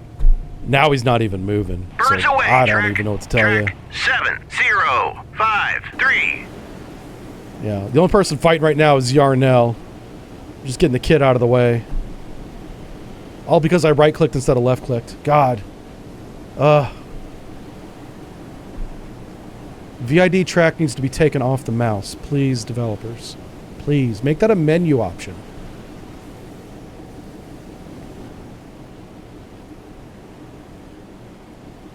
Vampire. Bearing. Track 7054. I don't know. A kid says that he's in formation, but he's dead in the water now. And I'll take him out of the formation entirely. Like, leave formation. You're now your own ship. Away, track, and he starts up again. 7056. The VID track completely broke this ship. Turn to course. 0. So he's by himself. Hell my. I'm going to get him within weapons range inside this black circle, and he'll do his own attack. Now we're down to 2 ships in the formation. It's so infuriating. Luckily, Yarnell's been very lucky shooting down these incoming ships. This guy right here is doing work. So very, very happy for Yarnell. He's kind of saving the day here. 7054. The hell? What the fuck? Okay. Birds away. Track 7057. Trying to see the other one. Okay, so there's our other cruiser. Birds away. Track 70. Vampire. Bearing. Once again, we have a very close incoming. A little nervous about this one. Track. Okay, we got it. You saw that explosion right there? That was a very fast anti-ship missile. Track 7058.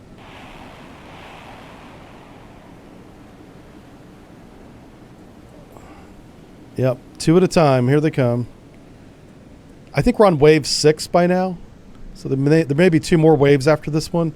But unless we get really unlucky, we shouldn't have a problem with this.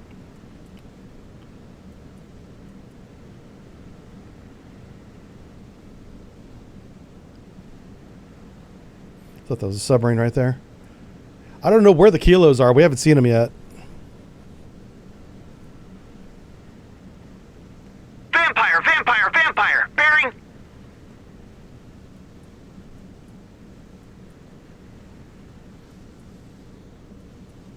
Okay. It's almost time to shoot. Yeah, everybody's inside. This is good. Okay. I have to do this from this menu here. Oh my God, where's... Actually, this menu here. Mississippi. Let's do this. Mississippi, engage flight of 4. Large radar target. Bulldog Shoot. away. Track. Yarnell, track engage flight of 4. 7-0-2-9. Bulldog, engage track 7-0-2-9. Salvo fire. Bulldog away. Track 7-0. Because it's nighttime, I can't. There it is. I got lucky. You can see the other ship firing in the distance.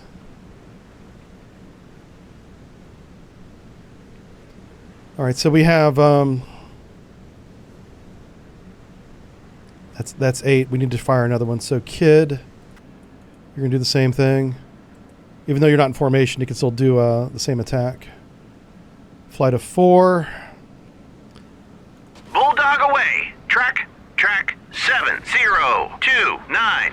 Bulldog away. Track 7-0-2-9. This is the Cresta 2, by the way, that we're shooting. The Slava at this point has shot so many of her anti-surface missiles, she's almost reduced to guns. Which, by the way, you don't want to get in a gunfight with the Slava. Yeah, you will lose that fight. So, it's the Americans' turn to roll the dice.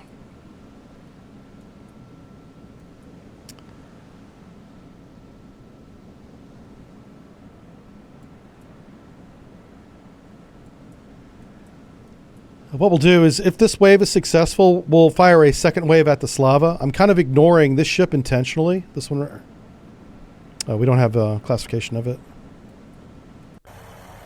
Let's move him back towards home.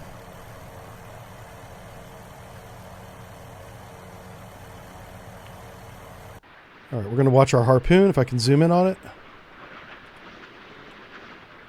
Don't really see where it's at. This might be easier to follow at this point on this screen. I hate to do this, but I think we have to watch this because the other screen we can't see anything happening because it's nighttime. So we have this flight of 8 followed by a flight of 4. This guy's going to begin engaging from abroad, but this is a terrible engagement angle for missile on missile because of the geometry. So this guy's got good engagement. This guy's got terrible. I don't expect too many hits from him. This is the Cresta, or Cashin. This has good surface-to-air missile defense at short range. So there will be a brief window where we see a lot of missiles going left to right here.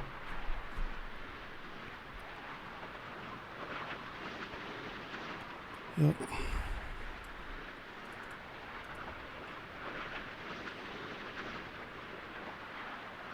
Should get vampire calls here in a second.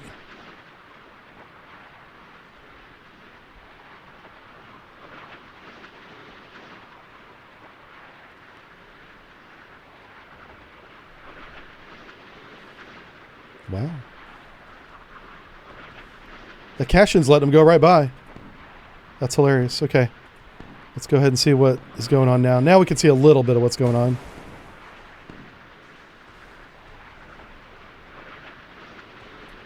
Yeah, that's the target right there. That's the Slava shooting to the left. Slava's badass. Slava has a lot of air defense weapons. Air contacts detected. Multiple hostile air contacts detected. All right, we should get a hit here. This first attack looks very successful. We got a lot of missiles through.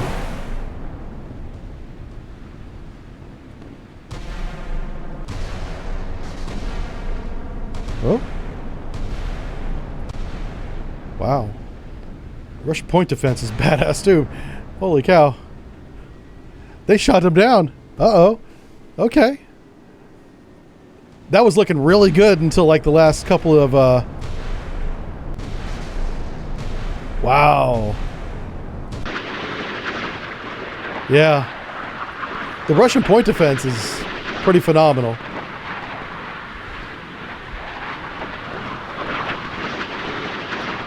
They shot down all 8 of those harpoons in like inside of like a 10-second window.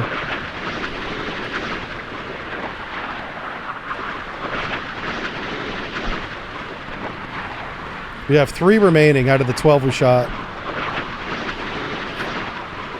I have low confidence. Yeah, that was the only one that had any kind of target lock. Yeah. Okay, well, interesting. Looks like we also have failed. Shit. I don't like failing. Failing not good. Okay, we are in real time, so let's start with Yarnell.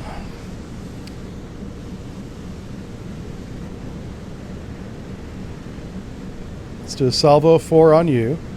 Bulldog away. Track 7051. Salvo of 4 on... Oh, fuck off. Bulldog away. Choose the right weapon. Track 7051.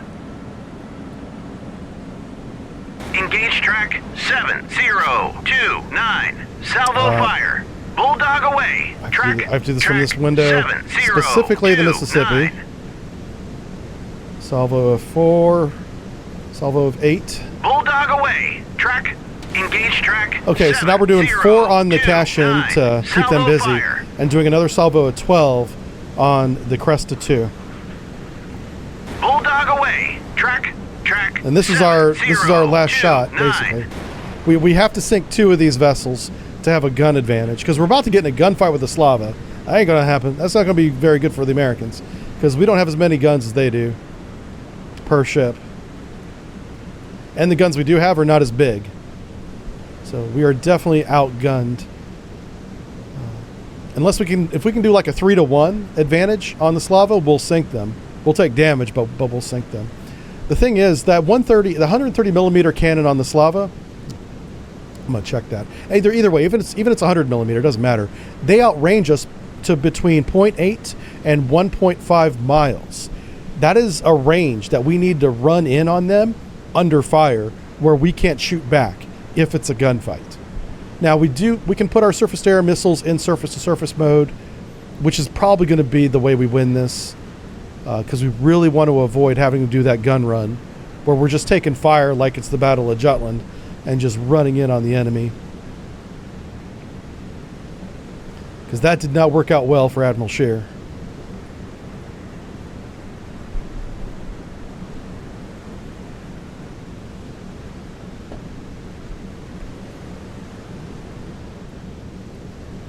We're waiting on the results of this attack.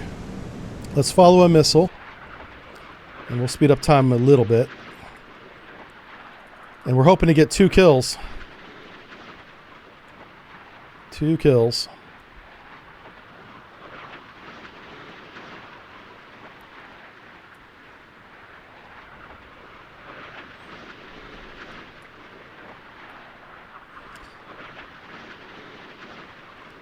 I'm curious to see if my decoy idea worked. By shooting 2 targets at the same time, I'm hoping to break their air defense up into 2 different directions. That's my idea. We're watching the decoy flight right now. If I get a kill here, that's great. This is one of the 2 we're counting on, actually. But this ship is an anti-submarine ship, the one we're shooting at. So it's not going to be a big problem in a gunfight. It does have a gun, by the way, but it's not the primary thing. Yeah, oh man. We've already lost 2 to defensive jamming. That sucks. Hit track 7051. Right. Looks like we've got multiple hits on 1 target. Right there, secondary's exploding. And 3 hits, he's definitely toast. Looks like about 6 surviving harpoons are on this one. They're going after the Slava, because the crest is on the right-hand side shooting at us. So that actually worked. And the Cashin's not dead because it's still shooting. I don't know how it took 3 harpoons. It can still shoot, but whatever. I'll just work here. Harpoons would shred those radar arrays. Oof.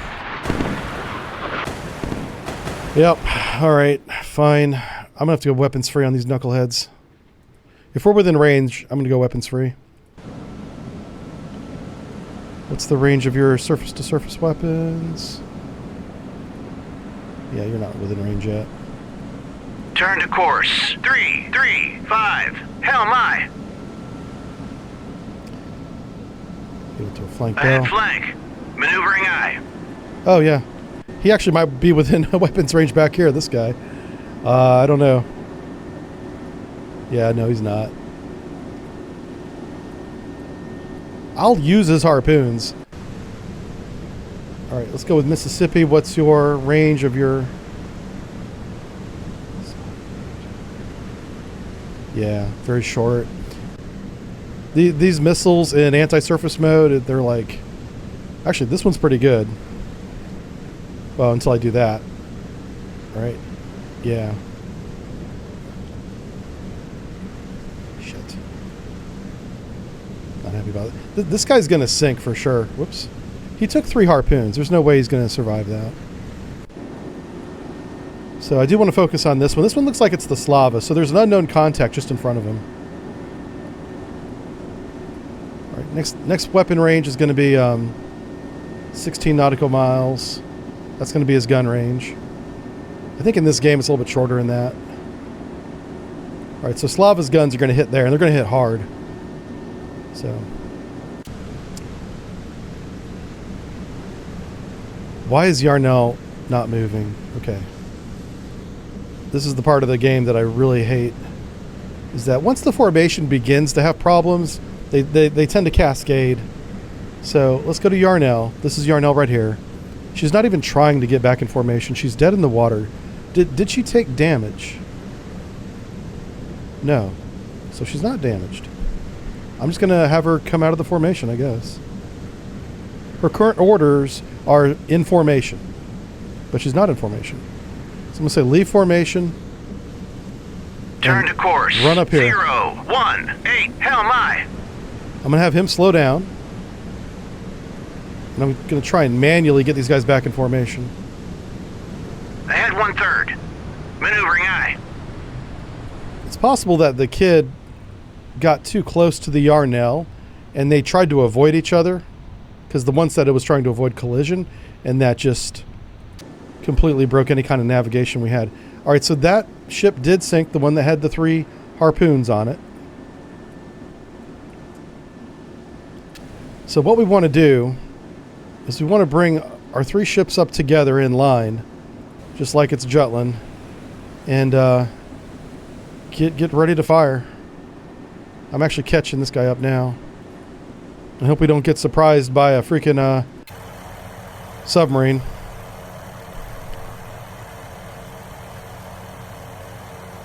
Let's drop some sonar buoys here. Oh, wow. What are you doing up at 20,000 feet? Holy crap. Roger. Go to altitude 200. I forgot that he was our radar picket. That's why he was up that high. So I'm just going to drop a stick of sonar buoys right here. Make sure that we don't get surprise attacked by a kilo from the west. There's up to 2 kilos out here somewhere. We'll just compress a lot of time here while we wait for everybody to kind of rejoin each other. Okay, he's really close. We should be able to see the Virginia here. Where's Virginia at? There she is, right there. Okay. Slow down. Slow down. Head 1/3. Ahead 1/3. Maneuvering eye. All right, so she's very close to inline with the Virginia.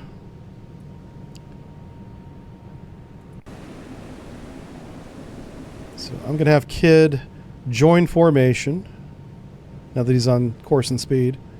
Join formation TF-75. I'm going to immediately go to the formation editor and make sure that he's in the right position. And he is. That's good.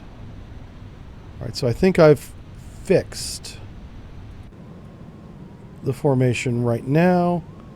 Next one is Yarnell, who's still speeding to catch up.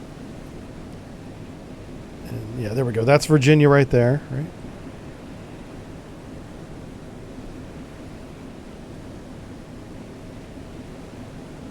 No, that's the kid. Buoy away! Yeah. Okay, so we're trying to get on his beam. Buoy away! Once I have these 3 ships in line, I'll get them back in formation, and then we're going to go and sink the Slava together as one. Buoy away! All right. Slow down. Buoy away! Head 1/3. Oh, no, he's not quite there yet. I was jumping the gun there. Ahead standard. Let's go ahead flank. Ahead flank. Maneuvering eye. Okay.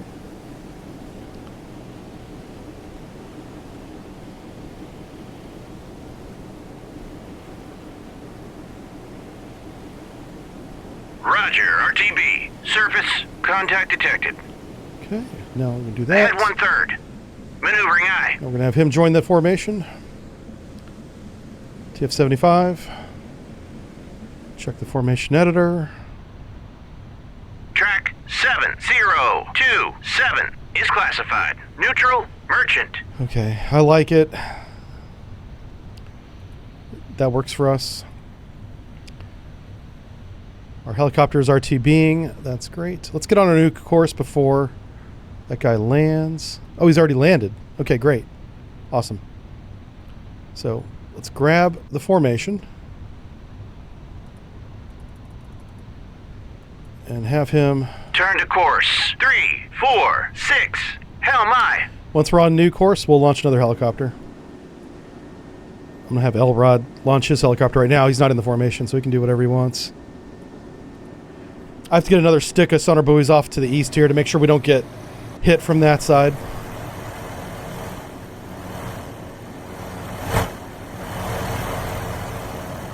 Oh, I got to change the speed of the fleet too. Roger. Turn 02. Okay, fleet orders ahead standard. Ahead standard.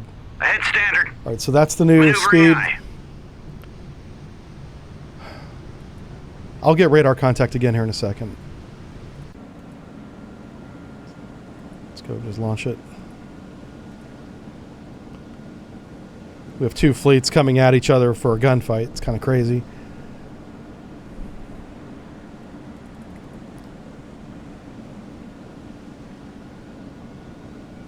What's your speed? Your speed is 30 knots? Oh, come on. Flank bell. Navigate, speed, flank. Ahead flank. Maneuvering eye. Okay. I've got a couple more harpoons I can Roger. shoot, so I'm going to do it. 3, 2, 9.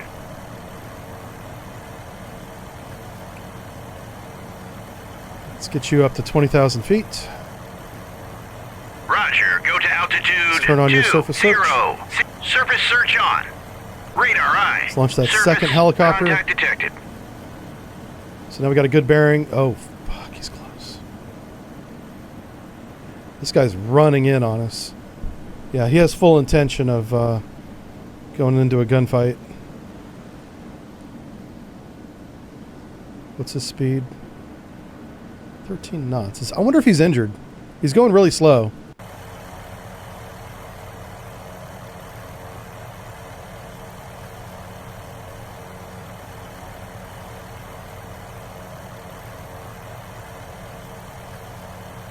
All right, that's our eastern stick of buoys. Okay, so no, this is him. 13 knots. Yeah, he might be... We might have got a hit on him. I don't know why else he would not be doing a faster bell than 13 knots. It'd be nice if we knocked out some of his systems, especially his guns. I'm really concerned about getting him within gun range of a Slava, because that's not going to go well for anybody, on our side anyway. It'll go pretty well for him. Because even one of those shells hitting you is a nightmare. He might be within harpoon range now. Let's check. Oh, he is. Kill that motherfucker. Engaging track 7069. Salvo fire.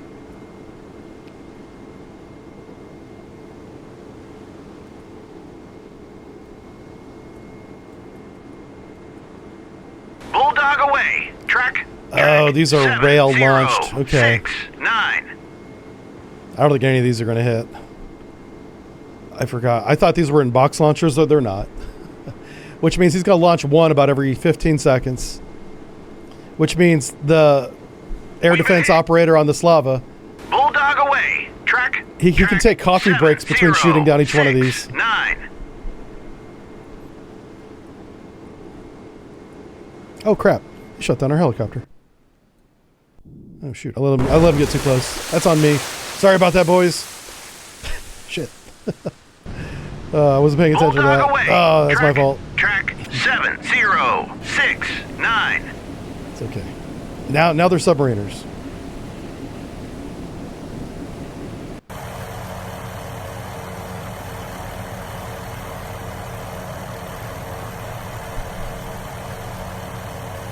Bulldog away. Track 7, 0, 6, 9. Hey. John's here. How's it going, John?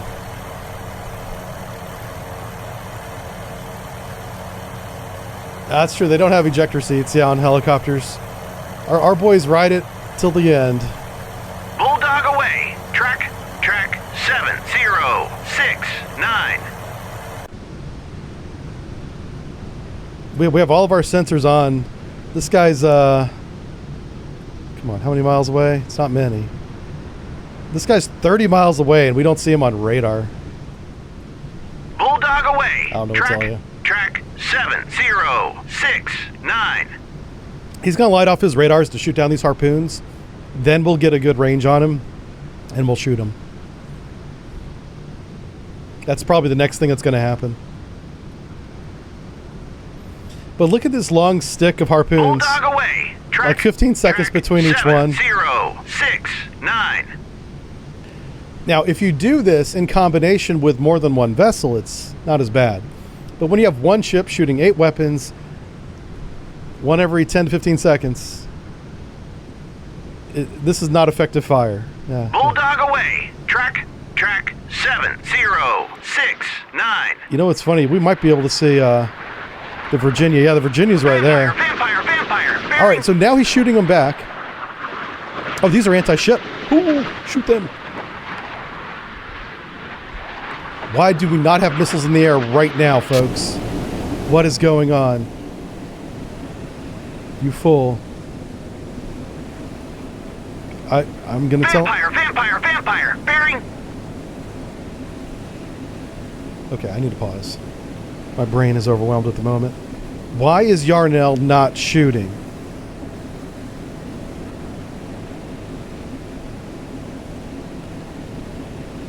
Oh no, where'd the missiles go?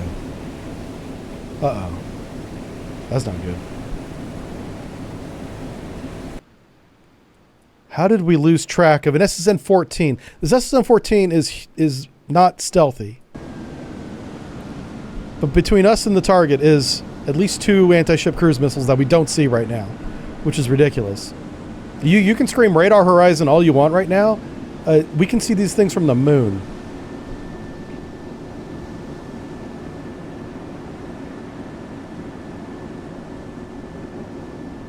Yeah, I'm letting it play out. This is interesting. This is a threat that I didn't expect to see. I didn't expect to lose track on an incoming SSN-14. SSN-14 is a torpedo with a rocket attached to the top of it with a little wing that says, hey, you're a cruise missile now like a big boy. Yeah, it's ridiculous, but they employed it. It was called the SSN-14 Bravo. And it will hit a ship, but we should see it from New York City, much less right here. And he's dead in the water again. I don't know what's going on. What the fuck's happening? Why is everybody 5 knots? I'm afraid these missiles are going to pop up 1 mile away and hit us.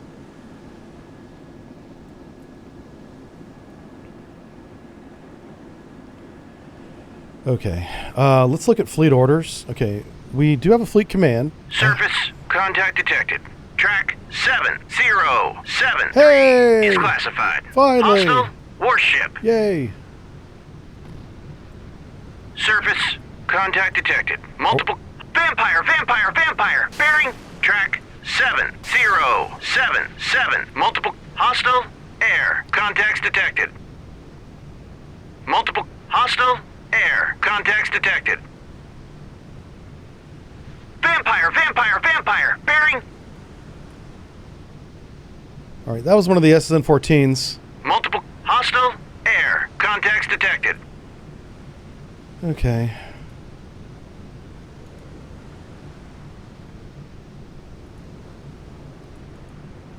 I'm gonna set everybody to weapons-free status here.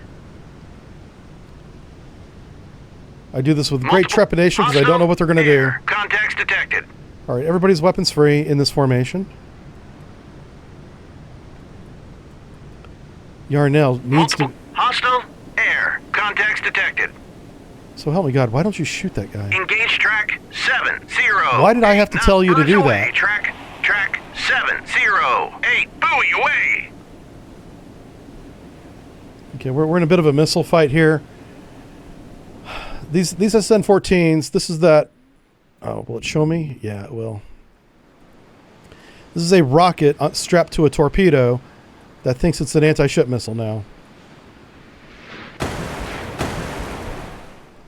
This should be as easy as shooting a barn. There's nothing stealthy about this. Oh my God, if this thing gets a hit. Your weapon's free, dude. Shoot. I'm gonna tell him to do it again. Shoot the missile. Engaging track 70. His weapon's free. Birds away. Track. And he's not defending himself.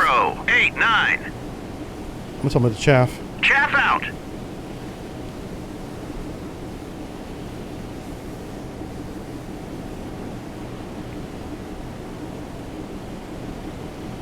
Should see an explosion off to the left.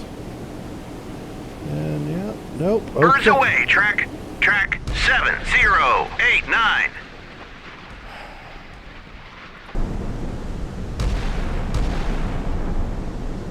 Unbelievable. Chaff out. Oh, we finally hit that missile. Holy smokes. What a crazy... Is he shooting at my other helicopter? He might be.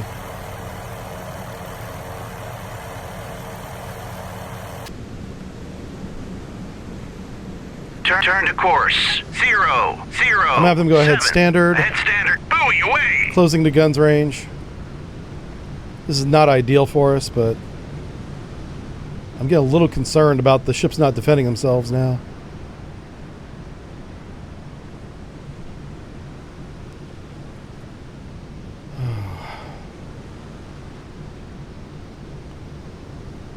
Yeah, we're gonna go weapons tight. That's a good idea.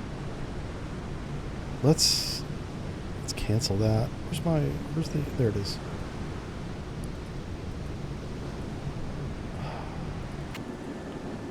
Let's go weapons tight again. Because once they go weapons free, they try to stay at maximum range, and I want them to close. So everybody's weapons tight again, which means they will defend themselves.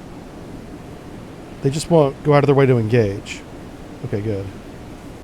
And the whole fleet is weapons tight. Excellent. Now, new orders. Turn to course. 357. Hell my. New speed.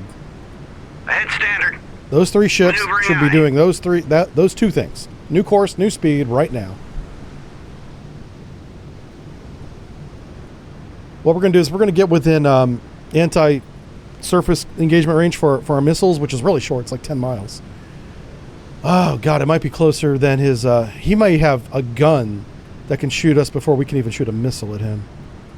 That Slava. The Slava is very concerning. Can't believe the Cresta 2 is still alive. I was hoping we'd get lucky and we got a hit on her that disabled her, because she was dead in the water for a little bit. But then she got picked up speed again. They're going after this helicopter, and I'm kind of okay with it. Because the helicopter's making sure we're not getting a torpedo attack from the east. No, we can do though. We can move these. Let's move the sonar buoys a little bit farther outside their surface-to-air missile range. Well, that way we don't just waste a helicopter. And these three chuckleheads, man, you guys need to go. Close range and destroy these guys. There we go. There we go. We finally got them. What's your range? in surface-to-surface mode. Oh, just now. Not quite yet. So that's right there. I'm starting to think he doesn't have a surface-to-surface mode.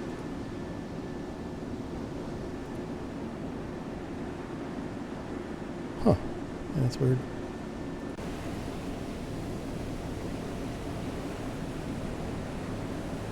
Oh, he does. Yeah, I'm just going to shoot everything I have at that first ship as soon as I can.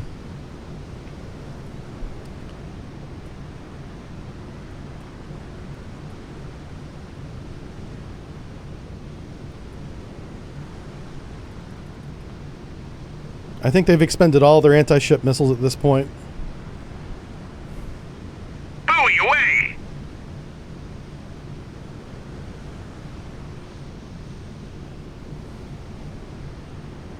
Buoy away!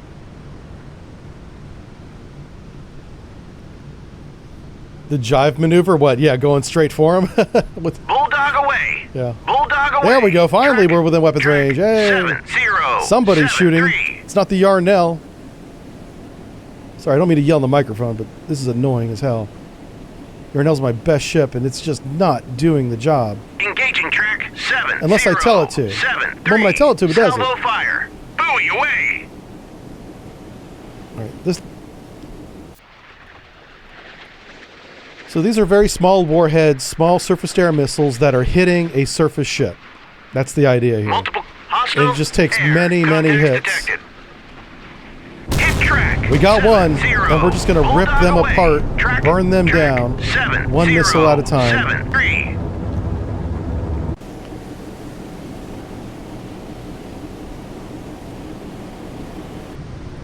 All right, I'm going to take a chance and go weapons free again. Now that we're within weapons range, I want everybody weapons free.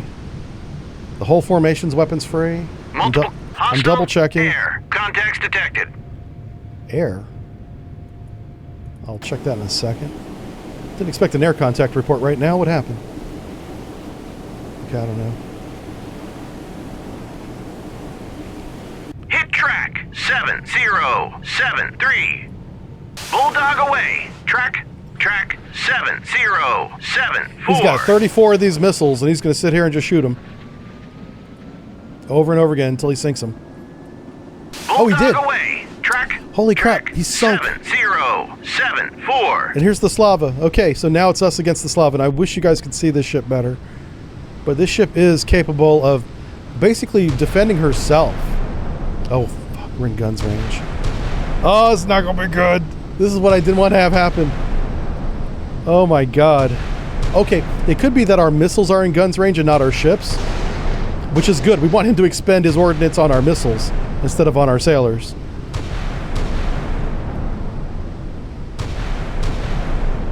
Oh my god. Yeah, that's that AK-130 twin barrel gun. And look how fast it shoots. So it's 2 rounds every 2 seconds, roughly. It's water cooled. Uh-oh. Bulldog away. Track 7-0. Yeah, that point defense is on point.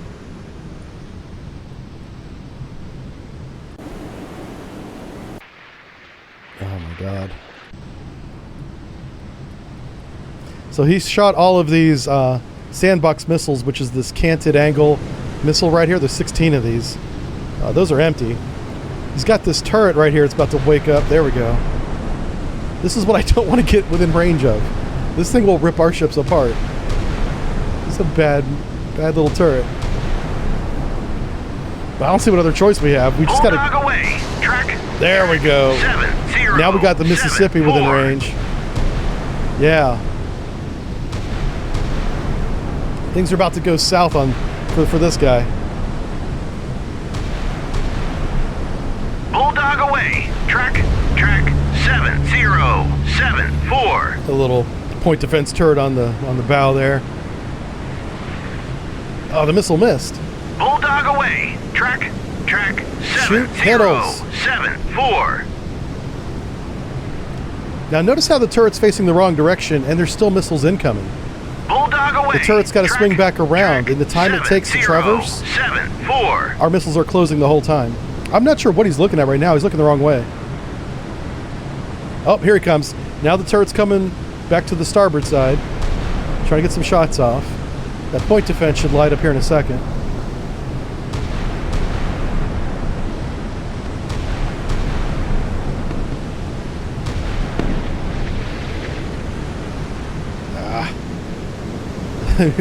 Doggone it. You're shooting the wrong weapons. Shoot the ones that hit the target.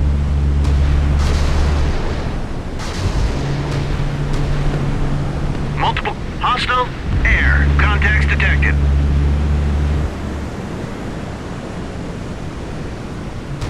This is embarrassing. They're not hitting us and we're not hitting them, but we're firing a lot of ordnance at each other right now, and it looks pretty damn amazing. Bulldog away. Oh track, my God. Track 7. Everybody at RTX is shaking their head right now. Listen, I don't make the rules. Bulldog away. Track 7-0-7-4. I've got at least 30 more missiles per ship, so 90. Have fun shooting them down, or completely missing. Because we can't seem to hit you either.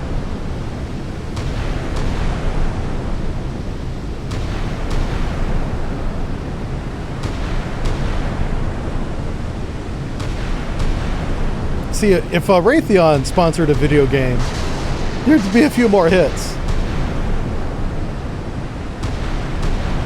Bulldog away. At some point, I suspect Soviet selenium shenanigans, because we haven't got a single hit yet. We've had missiles fly over the target. Not a single hit.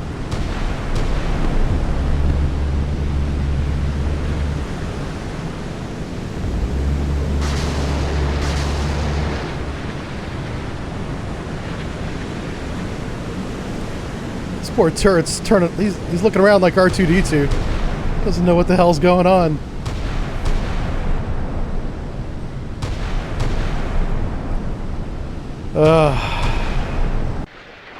Let's watch from the missile's point of view and see what. Can this not hit a target? That's the question. Multiple hostile air contacts detected. Bulldog away. It just flies right overhead. Track 7-0-7-4. Defensive jamming defeated that missile, it says. Bulldog away. Track 7. Slav has got the best electronic warfare suite in the history of modern warfare. And to be fair, it does have a good EW suite.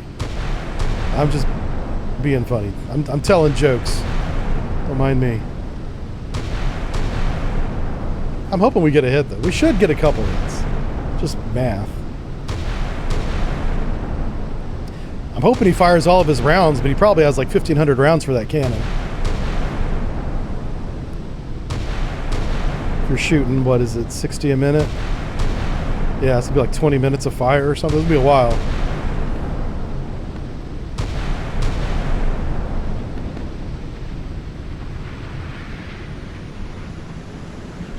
You tried to be funny once, yeah. Brr. Oh wow, they got him. That was a good hit. 7-0-7-4. Oh no, what happened? Someone exploded. Eventually, one got through. And the explosion's kind of ridiculous. I mean, is this a Michael Bay movie or something? Bulldog away. The little warhead on these little missiles is like, 7-0-7-4. is it maybe 40 kilograms, 20 kilograms? It's very small. Fucking Slava just explodes. Bulldog away. Track 7-0-7-4. Keep shooting, assholes.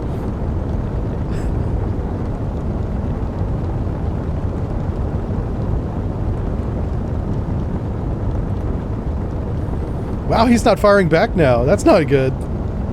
Now these missiles don't have an excuse. Oh, okay, nope. He's got a gun.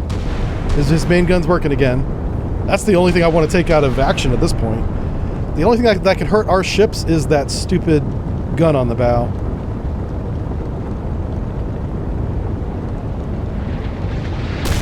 There you go. Oh, they got him! That turret went away.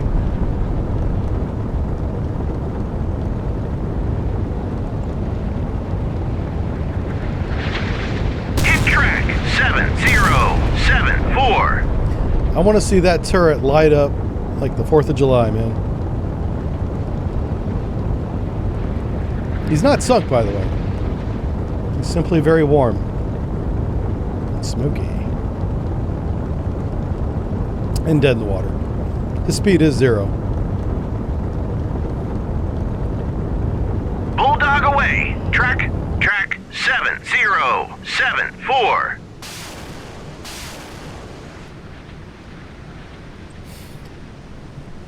So hopefully we don't have to get within guns Bulldog range. away. Track 7074. I do want to look up the range of that gun real fast. I need to remember this. Oops, not that gun. This gun. 13 miles. Yeah, I think the real range is 16 miles. Well, whatever. I should shut up.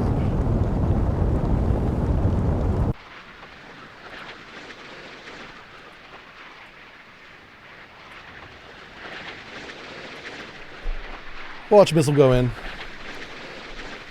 Noah says, I was looking at getting a Jane's Fighting Ships book. What a year would be best to great... Oh, for this game, you want to get something in the 1980s. I've been using... Yeah, you can buy these books on eBay. That's how I get them. You don't want to buy them from the manufacturer because they're really expensive right now. I don't know why they think they can get $3,000 for a book, but they do. That's what they want. I'm using Jane's 1987-88. Track 7074. The old books have 2 years on them. Actually, the new books do too. They publish these books every 2 years.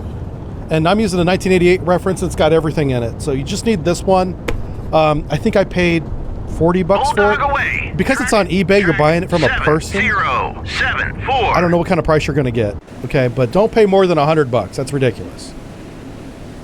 Yeah. Bulldog away. But I've got all the 1970s over there. 7074. Hey, we did it. J2 reports that Target Task Group 151 was destroyed based on radio intercepts of Vladivostok. Great work. You are directed to proceed at best speed to rejoin the Ike Carrier Strike Group in the Philippine Sea. Pac Fleet sends. So we were basically playing rear guard to the carrier fleet. That's what this ended up being. And this is part 1 of a 6-part series. So we'll play part 2 next week and see how it goes. All right. Thanks for watching, everybody. I hope you enjoyed the stream. I look forward to another YouTube video coming out tomorrow afternoon on YouTube talking about the United States Coast Guard. There's some interesting stuff happening over there. I hope you like it as well. Thanks for watching. Bye-bye. Oh, we have new software. Where's the stop button?